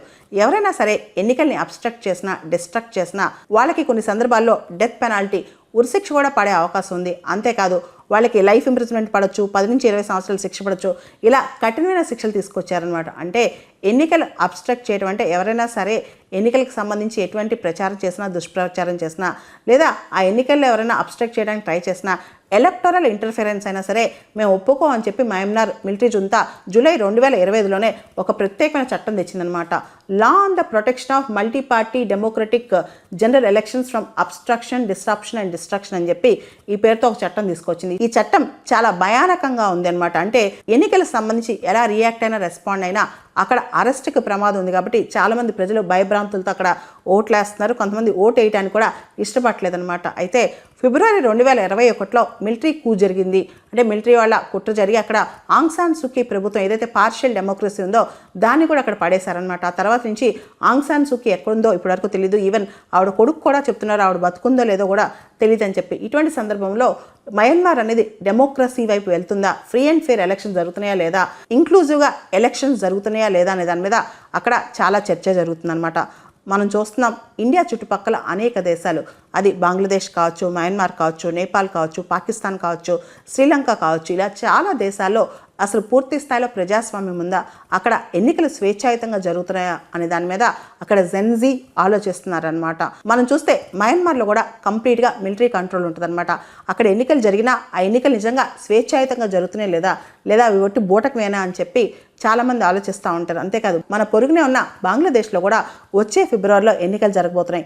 ఇవన్నీ స్వేచ్ఛాయుతంగా జరుగుతాయంటే అవామీ లీగ్ని పూర్తిగా బ్యాన్ చేసి అక్కడ ఎన్నికలు కండక్ట్ చేస్తున్నారు. ఇవన్నీ చూస్తే కొన్ని రాజకీయ పార్టీలని కంప్లీట్గా బ్యాన్ చేసి ఎన్నికలు కండక్ట్ చేయడం వల్ల అవి స్వేచ్ఛాయుత ఎన్నికలు అంటామా లేదా అనే దాని మీదే ప్రపంచవ్యాప్తంగా వెస్ట్రన్ డెమోక్రసీస్లో చర్చలు జరుగుతున్నాయి. రీసెంట్గా ఆంధ్రప్రదేశ్ చీఫ్ మినిస్టర్ చంద్రబాబు నాయుడు గారు నేషనల్ సాంస్క్రిట్ యూనివర్సిటీ వాళ్ళు తిరుపతిలో నిర్వహించిన భారతీయ విజ్ఞాన్ సమ్మేళనంలో మాట్లాడుతూ ఒక మాట చెప్పారు. కనీసం భారతదేశంలో ఫ్యామిలీస్ 3 పిల్లల్ని కనాలని చెప్పి, కపుల్స్ 3 పిల్లల్ని కనాలని చెప్పి, అప్పుడు భారతదేశం భవిష్యత్తు ఇంకా బాగుంటుందని చెప్పి కూడా ఆయన చెప్పుకొచ్చారనమాట. మనకు తెలుసు భారతదేశం ప్రస్తుతం డెమోగ్రఫిక్ అడ్వాంటేజ్లో ఉంది. మన జనాభాలో యువ జనాభా చాలా ఎక్కువ అండ్ భారతదేశం ప్రపంచంలో కల అత్యధిక జనాభా కలిగిన దేశం అనమాట. ఆ అడ్వాంటేజ్ మనం యూజ్ చేసుకుంటున్నాం. దాంతోపాటు చంద్రబాబు నాయుడు గారి మాటల్లో 4-5 కోట్ల మంది అవుట్ సైడ్ ఉన్నారు, అంటే మన డయాస్పోరా ఉన్నారు. వాళ్ళందరూ కూడా వివిధ రంగాల్లో బయట బాగా సంపాదిస్తారు, మంచి పేరు తెచ్చుకున్నారు. సో దాంతోపాటు దేశం వర్ధిల్లాలన్నా, దేశం ముందుకెళ్లాలన్నా డెమోగ్రఫిక్ అడ్వాంటేజ్ చాలా అవసరం, రీప్లేస్మెంట్ లెవెల్స్ కూడా చాలా అవసరం. కాబట్టి ఆర్ఎస్ఎస్ చీఫ్ మోహన్ జీ భాగవత్ గారు చెప్పినట్లు ప్రతి కుటుంబంలో కనీసం 3 పిల్లలు ఉండాలని చంద్రబాబు నాయుడు గారు కూడా చెప్పుకొచ్చారనమాట. మనం చూస్తే జపాన్, చైనా ఇలా చాలా దేశాలు జనాభాలో వృద్ధ జనాభాతో కష్టాలు పడుతున్నాయి. వాళ్ళకి పనిచేయడానికి కూడా జనాభా లేని పరిస్థితి అనమాట. రష్యా అయితే ఎక్కువ మంది పిల్లల్ని కనమని ప్రోత్సాహకాలు ఇస్తుంది, పిల్లల్ని కంటానికి టైం ఇస్తుంది, వర్క్ బ్రేక్స్ ఇస్తుంది, ఇలా చాలా ఇస్తుంది అనమాట. అయితే భారతదేశంలో ప్రస్తుత జనాభా పరిస్థితి గురించి ఐక్యరాజ్య సమితి ఒక రిపోర్ట్ ఇచ్చింది. 2047 అండ్ బియాండ్ అని చెప్పి డెమోగ్రఫీ అనేది భారతదేశానికి ఎసెట్ అవుద్ది, మనం చాలా జాగ్రత్తగా దాన్ని రీప్లేస్ చేసుకోవాలని చెప్పి ఈ రిపోర్ట్ చెప్తుంది అనమాట. భారతదేశంలో కనుక మనం చూస్తే ఇండియా యంగెస్ట్ నేషన్. ప్రస్తుతం మన దేశంలో 0 to 14 ఇయర్స్ అంటే పుట్టినప్పటి నుంచి 14 సంవత్సరాల వయసున్న వాళ్ళ సంఖ్య మన జనాభాలో 24% ఉంది. అదేవిధంగా 10 to 19 ఇయర్స్ 10 సంవత్సరాల నుంచి 19 సంవత్సరాల మధ్య ఉన్న వాళ్ళ సంఖ్య 17% ఉంది. అదేవిధంగా 10 to 24 ఇయర్స్ 26% మంది భారతదేశంలో ఈ రోజున 10 నుంచి 24 సంవత్సరాల మధ్య ఉన్నారనమాట. అయితే ఈ రిపోర్టుకి సంబంధించి నెమ్మదిగా మన ఫర్టిలిటీ రేట్స్ పడిపోతున్నాయి. రీప్లేస్మెంట్ లెవెల్, ఎప్పుడైనా పాపులేషన్ రీప్లేస్మెంట్ లెవెల్ 2.1 ఉండాలన్నమాట TFR, టోటల్ ఫర్టిలిటీ రేట్. అయితే భారతదేశంలో అది 1.9 అయిపోతుంది. కాబట్టి అది భారతదేశంలో UNFPA 2025 రిపోర్ట్ ప్రకారం ద రియల్ ఫర్టిలిటీ క్రైసిస్, నిజమైన ఫర్టిలిటీ క్రైసిస్ అనేది భారతదేశంలో కూడా రాబోతుంది. కాబట్టి ప్రతి కపుల్ కూడా ఎక్కువ మంది పిల్లల్ని కనాలని ఆలోచించాలని చెప్పి చాలా మంది చెప్తున్నారు. ఇప్పటికే తెలుగు రాష్ట్రాల ముఖ్యమంత్రులు కావచ్చు, తమిళనాడు ముఖ్యమంత్రి కావచ్చు, వీళ్ళందరూ కూడా ఎక్కువ మంది పిల్లల్ని కనమని చెప్పి చెప్తున్నారు. సిగ్నిఫికెంట్ పాపులేషన్ గ్రోత్ అనేది దేశానికి అవసరం అని చెప్పి కూడా చంద్రబాబు నాయుడు గారు రీసెంట్ గా పిలుపునిచ్చారనమాట. ఆంధ్రప్రదేశ్ చీఫ్ మినిస్టర్ చంద్రబాబు నాయుడు గారు ఈ మధ్యకాలంలో మాట్లాడుతూ డింగ్స్ అనే concept, double income no kids అనే కాన్సెప్ట్ని విమర్శించారు.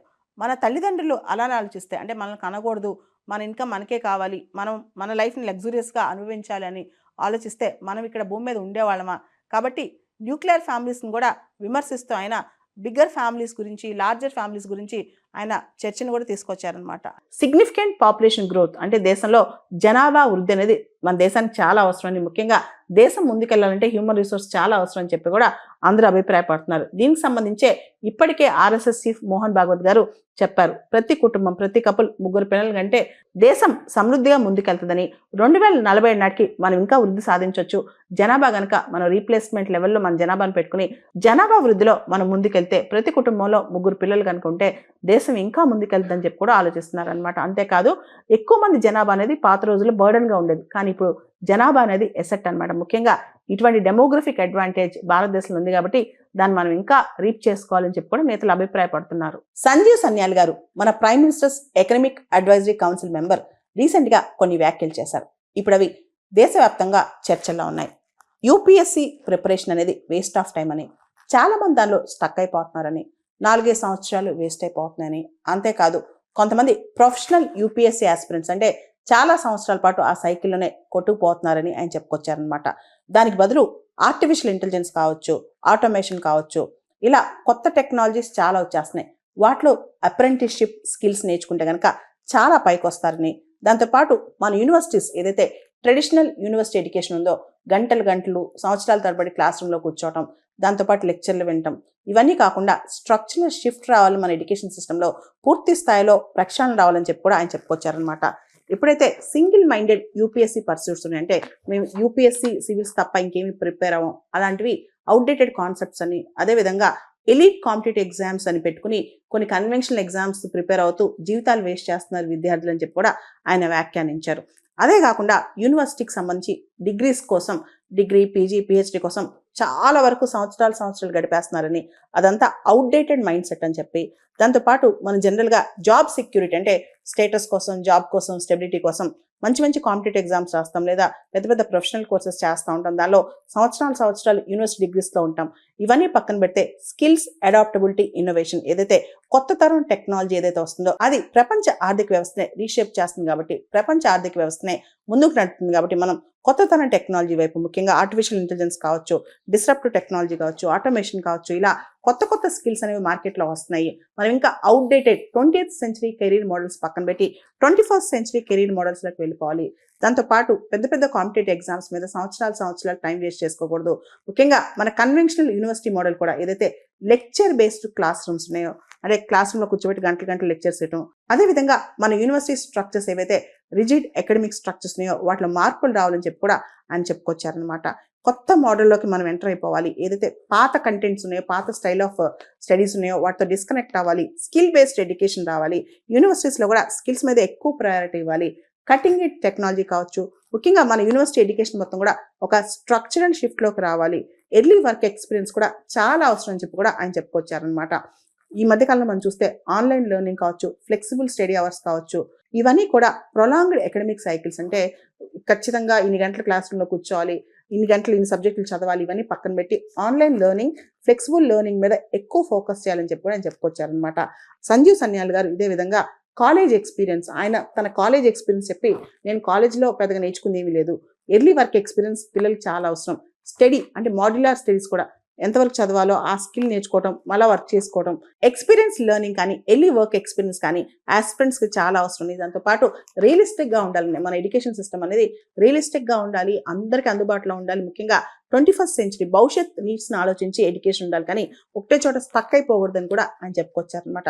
దీని మీద దేశవ్యాప్తంగా చర్చ జరుగుతోంది, సోషల్ మీడియాలో కూడా చర్చ జరుగుతుందన్నమాట. అంటే యూపీఎస్సీకి రావాలి కరెక్టే, కానీ యూపీఎస్సీ ఎవరైనా ఆస్పైర్ చేస్తుంటే అతి తొందరగా రాగానే ఒక 2-3 సంవత్సరాలు టైం ఇచ్చి కంప్లీట్ చేసుకోవాలి. వీలైతే డిగ్రీ చదివేటప్పుడే ప్రిపరేషన్ స్టార్ట్ చేసుకుంటే టైం వేస్ట్ కాకుండా ఉంటుంది అనమాట. అలా కాకుండా యూపీఎస్సీ కోసం 5 సంవత్సరాలు 10 సంవత్సరాలు పెడితే మాత్రం ఇక మీదట మాత్రం భవిష్యత్ టెక్నాలజీలో టైం వేస్టే. కాబట్టి అతి తొందరగా, ఎంత తొందరగా వీలైతే అంత తొందరగా యూపీఎస్సీ ఆస్పిరేషన్ అంటే ఫాస్ట్గా కంప్లీట్ చేసుకోవడం మంచిదని చెప్పి కూడా ఆయన ఉద్దేశం అనమాట.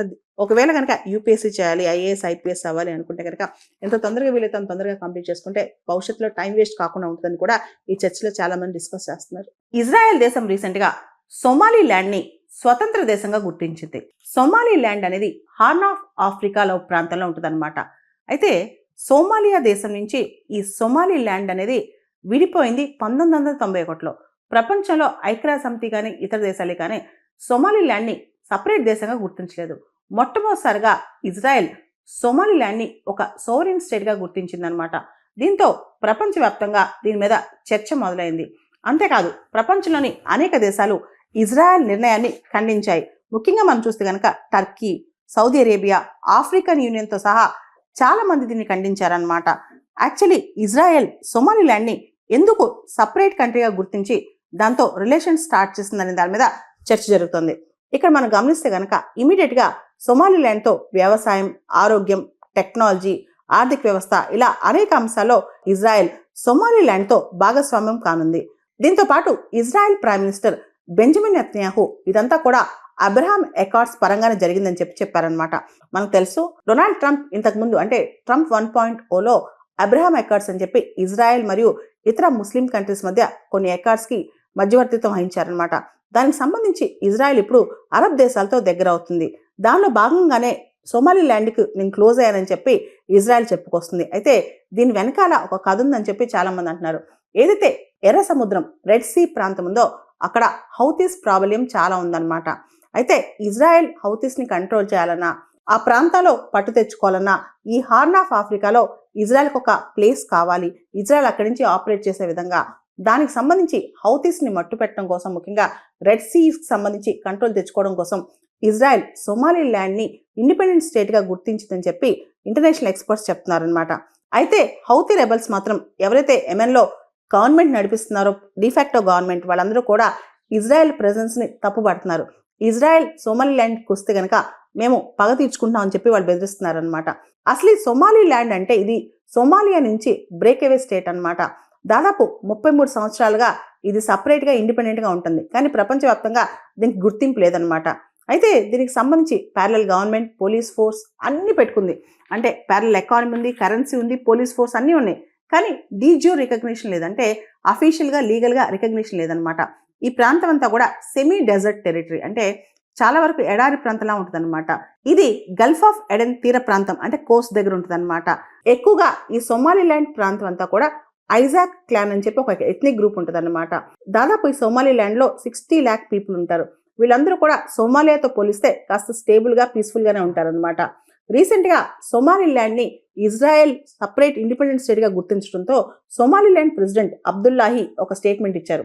ఇజ్రాయెల్ మా రైట్ ఆఫ్ సెల్ఫ్ డిటర్మినేషన్ గుర్తించింది, సొమాలిలాండ్ గుర్తించిందని చెప్పి ఆయన చాలా సంతోషం వ్యక్తం చేశారనమాట. అయితే ఇజ్రాయెల్ ఇదంతా ఎందుకు చేసిందంటే అక్కడ దగ్గరలో ఉన్న ఎర్ర సముద్రం మీద కంట్రోల్ తెచ్చుకునేందుకు, ముఖ్యంగా హౌతీ రెబల్స్ని వేటాడటానికి. ప్రపంచంలోనే 4వ పెద్ద ఆర్థిక వ్యవస్థగా భారతదేశం ఎదిగింది. ఇక్కడ మనం చూస్తే కనుక జపాన్ని ఓవర్టేక్ చేసి భారతదేశం 4th లార్జెస్ట్ ఎకానమీ అయింది ప్రపంచంలోనే. ఇండియాస్ నామినల్ జీడిపి మనం చూస్తే కనుక 4.18 ట్రిలియన్. మనం ఈ సంవత్సరం ఈరోజు చూస్తే మన nominal GDP 4.18 trillion. $5 trillion economy దిశగా మన ఆర్థిక వ్యవస్థ అడుగులు వేస్తోంది.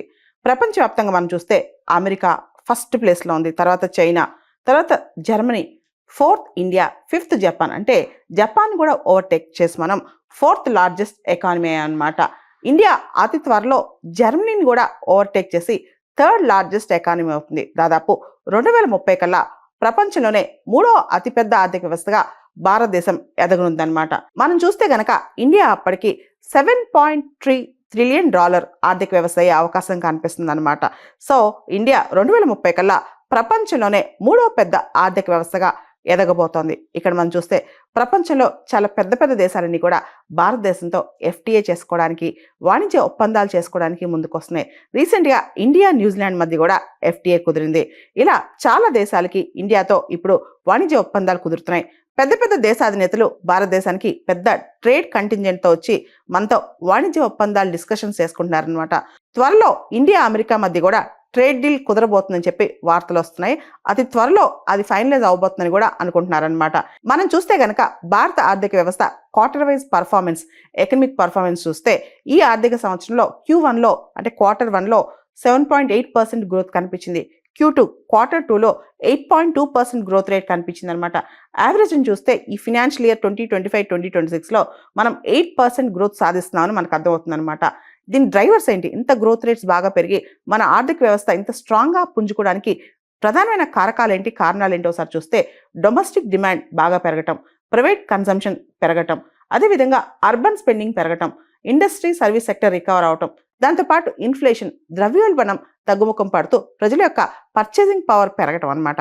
మనం చూస్తే ఈ GST 2.0 రిఫార్మ్స్ కూడా దీనికి సహకరించినట్లు అర్థమవుతుందన్నమాట. అండ్ ఈ గ్రోత్ అనేది భారతదేశానికి చాలా ఇంపార్టెంట్. ప్రపంచవ్యాప్తంగా పెద్ద పెద్ద ఆర్థిక వ్యవస్థలు స్లో డౌన్ అవుతుంటే మన ఆర్థిక వ్యవస్థ మాత్రం బాగా పుంజుకుంటుందన్నమాట. అండ్ ఈ గ్రోత్ అమెరికా మనపైన టారిఫ్ వేసినా సరే, 50% పైన టారిఫ్ వేసినా సరే మనం గ్రోత్లో ఎటువంటి పరిస్థితులు తగ్గట్లేదన్నమాట. ఇవన్నీ పక్కన పెడితే భారతదేశం యొక్క డొమెస్టిక్ మార్కెట్ స్ట్రెంత్ కూడా ఈ గ్రోత్ని ప్రతిబింబిస్తుంది.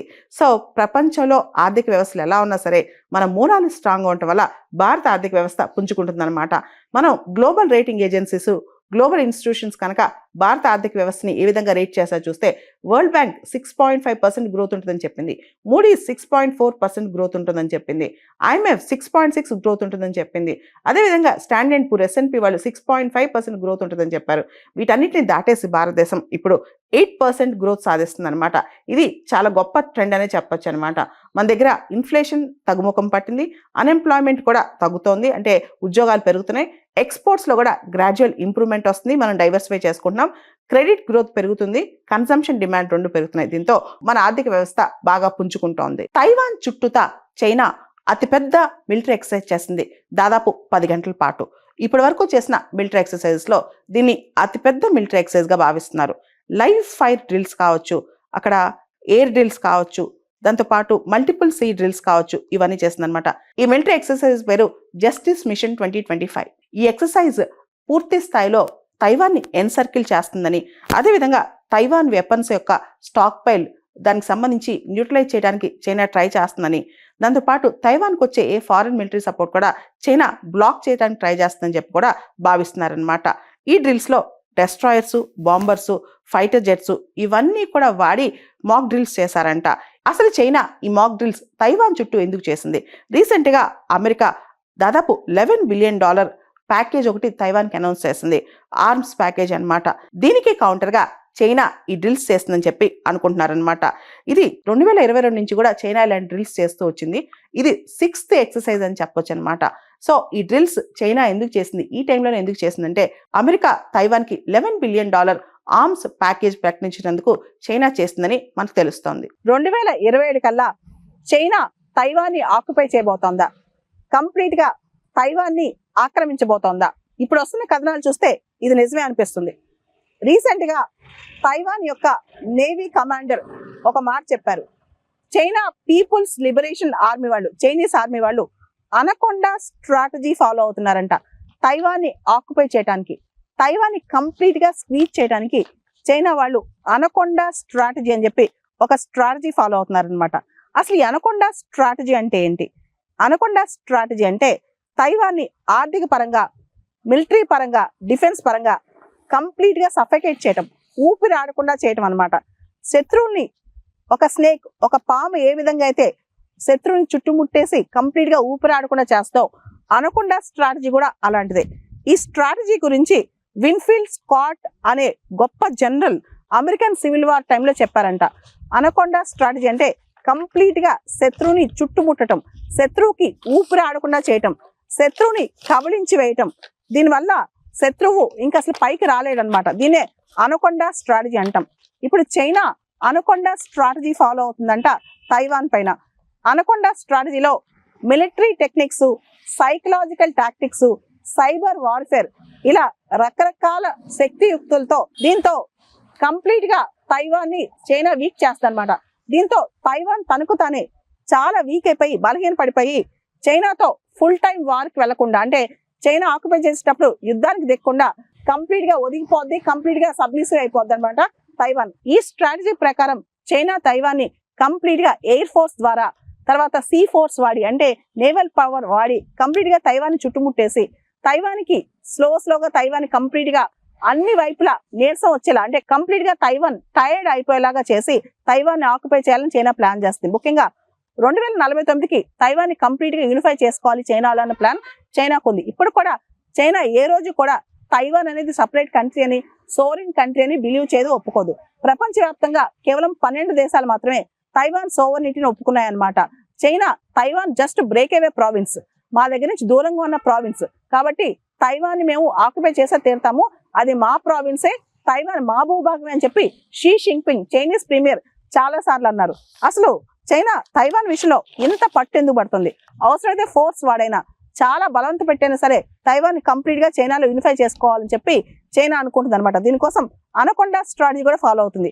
అనకొండా స్ట్రాటజీ వార్ టైంలో, పీస్ టైంలో మొత్తం చుట్టుముట్టం, అది ప్రశాంతంగా ఉన్న టైంలో అవ్వచ్చు, యుద్ధం జరిగే టైంలో అయినా ఉండొచ్చు, ఏ టైంలో అయినా కంప్లీట్ గా చుట్టుముట్టే స్ట్రాటజీ అనమాట. దీన్నే అనకొండా స్ట్రాటజీ అంటారు. అయితే అసలు చైనాకి తైవాన్ ఎందుకు కావాలి?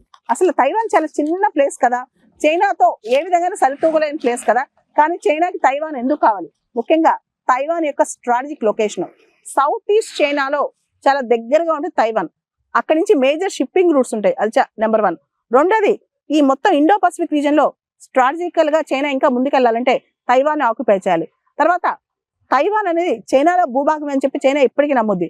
మనందరికి తెలుసు 1949 రెడ్ చైనా ఫామ్ అయ్యేటప్పుడు నేషనలిస్టులు వర్సెస్ కమ్యూనిస్టులు, ఎవరైతే నేషనలిస్టులు ఉన్నారో, అంటే చైనా మాదే, చైనా మేమే అని చెప్పి ఉన్నారో, వాళ్ళు ఓడిపోయి ఫోర్మాసా పారిపోయారు. అదే తైవాన్ అన్నమాట. తైవాన్ డెమోక్రటికల్ గా రూల్ అవుతుంది, చైనానేమో అథారిటేరియన్ గా రూల్ అవుతుంది, అంటే కమ్యూనిస్ట్ రూల్. అయితే తైవానీస్ లో చాలా మంది ప్రజలకి చైనాలో యూనిఫై అవడం ఇష్టం లేదు, తైవాన్ లో ఎవరికి ఇది ఇష్టం లేదు, చైనాలోకి వెళ్ళటం ఇష్టం లేదు, ఎందుకంటే తైవాన్ డెమోక్రసీని ఎంజాయ్ చేస్తుంది. కానీ ఇప్పుడు తైవాన్ ప్రొడక్షన్ లో, ఎకనామిక్ యాక్టివిటీలో, సెమీ కండక్టర్స్ లో, ఎలక్ట్రానిక్ గూడ్స్ లో, అంతేకాదు స్ట్రాటజికల్ గా కూడా చాలా ఇంపార్టెంట్. డొనాల్డ్ ట్రంప్ వచ్చిన తర్వాత తైవాన్ కి మేము ఎటువంటి ప్రొటెక్షన్ ఇవ్వని చెప్పి ఆయన కూడా ప్రకటించేశారు. కాబట్టి డొనాల్డ్ ట్రంప్ టెన్యూర్ ఎండ్ అయ్యే లోపే, డొనాల్డ్ ట్రంప్ అమెరికన్ ప్రెసిడెంట్ గా ఎండ్ అయ్యే లోపే చైనా తైవాన్ ని కంప్లీట్ గా ఆక్యుపై చేసే అవకాశం కనిపిస్తుంది.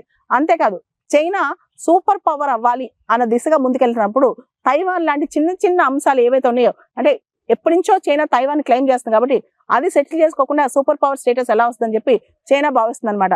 ఆర్థిక పరంగా, వ్యూహాత్మకంగా, భౌగోళిక పరంగా చైనాకి తైవాన్ కావాలి, తైవాన్ ఖచ్చితంగా చైనా ఆక్యుపై చేస్తుందని ప్లాన్ కూడా చేసి పెట్టేసుకుంది. చైనా తెలివిగా అనేక దేశాలకి ఎయిడ్ ఇస్తూ, డబ్బులు ఇస్తూ, ఆ దేశాలకు వెళ్ళి ప్రత్యేకంగా చైనా ఒక మాట చెప్తుంది, మేము మీ కింద సపోర్ట్ చేస్తున్నాం, ఎయిడ్ ఇస్తున్నాం, డబ్బులు ఇస్తున్నాం, మీకు సాఫ్ట్ పవర్ ఇంత ఉపయోగపడుతుంది మాది, ఇప్పుడు మీరు 1 చైనా పాలసీ అప్రూవ్ చేయాల్సిందే, తైవాన్ చైనాలో భాగమని మీరు నమ్మాల్సిందే అని చెప్పి వాళ్ళ చేత చెప్పేస్తుంది అనమాట. మనం చూస్తే తైవాన్ ని సోవరెన్ కంట్రీగా రికగ్నైజ్ చేసే దేశాలు ప్రపంచవ్యాప్తంగా కేవలం 12 దేశాలే ఉన్నాయి. రీసెంట్ గా కూడా మొహమ్మద్ యూనిస్, ఎవరైతే Bangladesh interim government chief advisor చైనాకి వెళ్లారో, ఆయనతో కూడా 1 చైనా పాలసీ గురించి మాట్లాడింది చైనా. పనామా, నికరగోవా, నౌరు, చాలా దేశాలు 1 చైనా పాలసీకి అప్రూవ్ చేశాయి. ఇంతకుముందు తైవాన్ గుర్తించిన దేశాలు కూడా మేము తైవాన్ సపరేట్ గా గుర్తింపేమో, మేము 1 చైనా పాలసీ ఫాలో అవుతామని చెప్పి. అదే విధంగా అమెరికా కూడా తైవాన్ ని సపరేట్ దేశంగా గుర్తించట్లేదు, ఇన్ఫాక్ట్ ఒక పక్క తైవాన్ ని సపోర్ట్ చేస్తూనే, తైవాన్ లోని డెమోక్రసీని సపోర్ట్ చేస్తూనే, ఇంకో పక్క వన్ చైనా పాలసీ సపోర్ట్ చేస్తుంది అమెరికా. అమెరికా కూడా స్ట్రాటజిక్ అంబిగ్యూటీ అనే పాలసీని ఫాలో అవుతుంది చైనా తైవాన్ సంబంధాలకు సంబంధించి. అంటే నేను ఒక పక్క చైనాతో ఉంటాను, నేను వన్ చైనా పాలసీ సపోర్ట్ చేస్తాను, అదేవిధంగా తైవాన్ లో డెమోక్రసీ సపోర్ట్ చేస్తాను. అయితే తైవాన్ ప్రజలు మాత్రం మా లోకల్ లాస్ మేమే డిసైడ్ చేసుకుంటాం, మా చట్టాలు ఏంటో మేమే డిసైడ్ చేసుకుంటాం, మా పాలసీ ఏంటో మేమే డిసైడ్ చేసుకుంటాం. మేము గనక చైనాలో ఉంటే ఆ కమ్యూనిస్ట్ ప్రభుత్వం మమ్మల్ని కంప్లీట్ గా మా హక్కుల్ని తీసేస్తుంది, అథారిటేరియన్ గా వ్యవహరిస్తుంది, మాకు డెమోక్రసీ కావాలని చెప్పి తైవాన్ లో మెజారిటీ ప్రజలు అంటున్నారు. చైనా ఈ మధ్య చాలా joint naval exercises, military drills, military manoeuvres ఇవన్నీ కూడా తైవాన్ స్ట్రైట్ దగ్గర చేస్తుంది అనమాట. అంటే తైవాన్ కి తన శక్తిని చూపించుకోవడం, మీరు ఖచ్చితంగా చైనా ఆధిపత్యాన్ని సహించాల్సిందని చెప్పడం అనమాట. దీంతో పాటు చైనా ఇప్పుడు ప్రపంచవ్యాప్తంగా గ్లోబల్ పవర్ గా ఎదగాలనుకుంటుంది. ఈ టైంలో ఈ తైవాన్ స్ట్రైట్ అనేది చైనాకి చాలా కీలకం, తైవాన్ అనేది చాలా కీలకం అనమాట. అంటే తైవాన్ నాదే అని చెప్పుకోవడానికి రీసెంట్ గా లాస్ట్ 2 న్యూ ఇయర్స్ సందర్భంగా కూడా Chinese premier Xi Jinping Taiwan మాదే, ఈ రోజు రేపో దాన్ని రీయూనిఫై చేసుకుంటాం, మేమందరం ఒక ఫ్యామిలీ, విడిపోయిన ఫ్యామిలీ అంతే, కలిసిపోతాం అని చెప్తున్నారు అనమాట. అంటే ఫోర్స్ తో అయినా, బలవంత పెట్టైనా, వైలెన్స్ యూజ్ చేసిన తైవాన్ ని కలుపుకోవడమే చైనా లక్ష్యంగా కనిపిస్తోంది.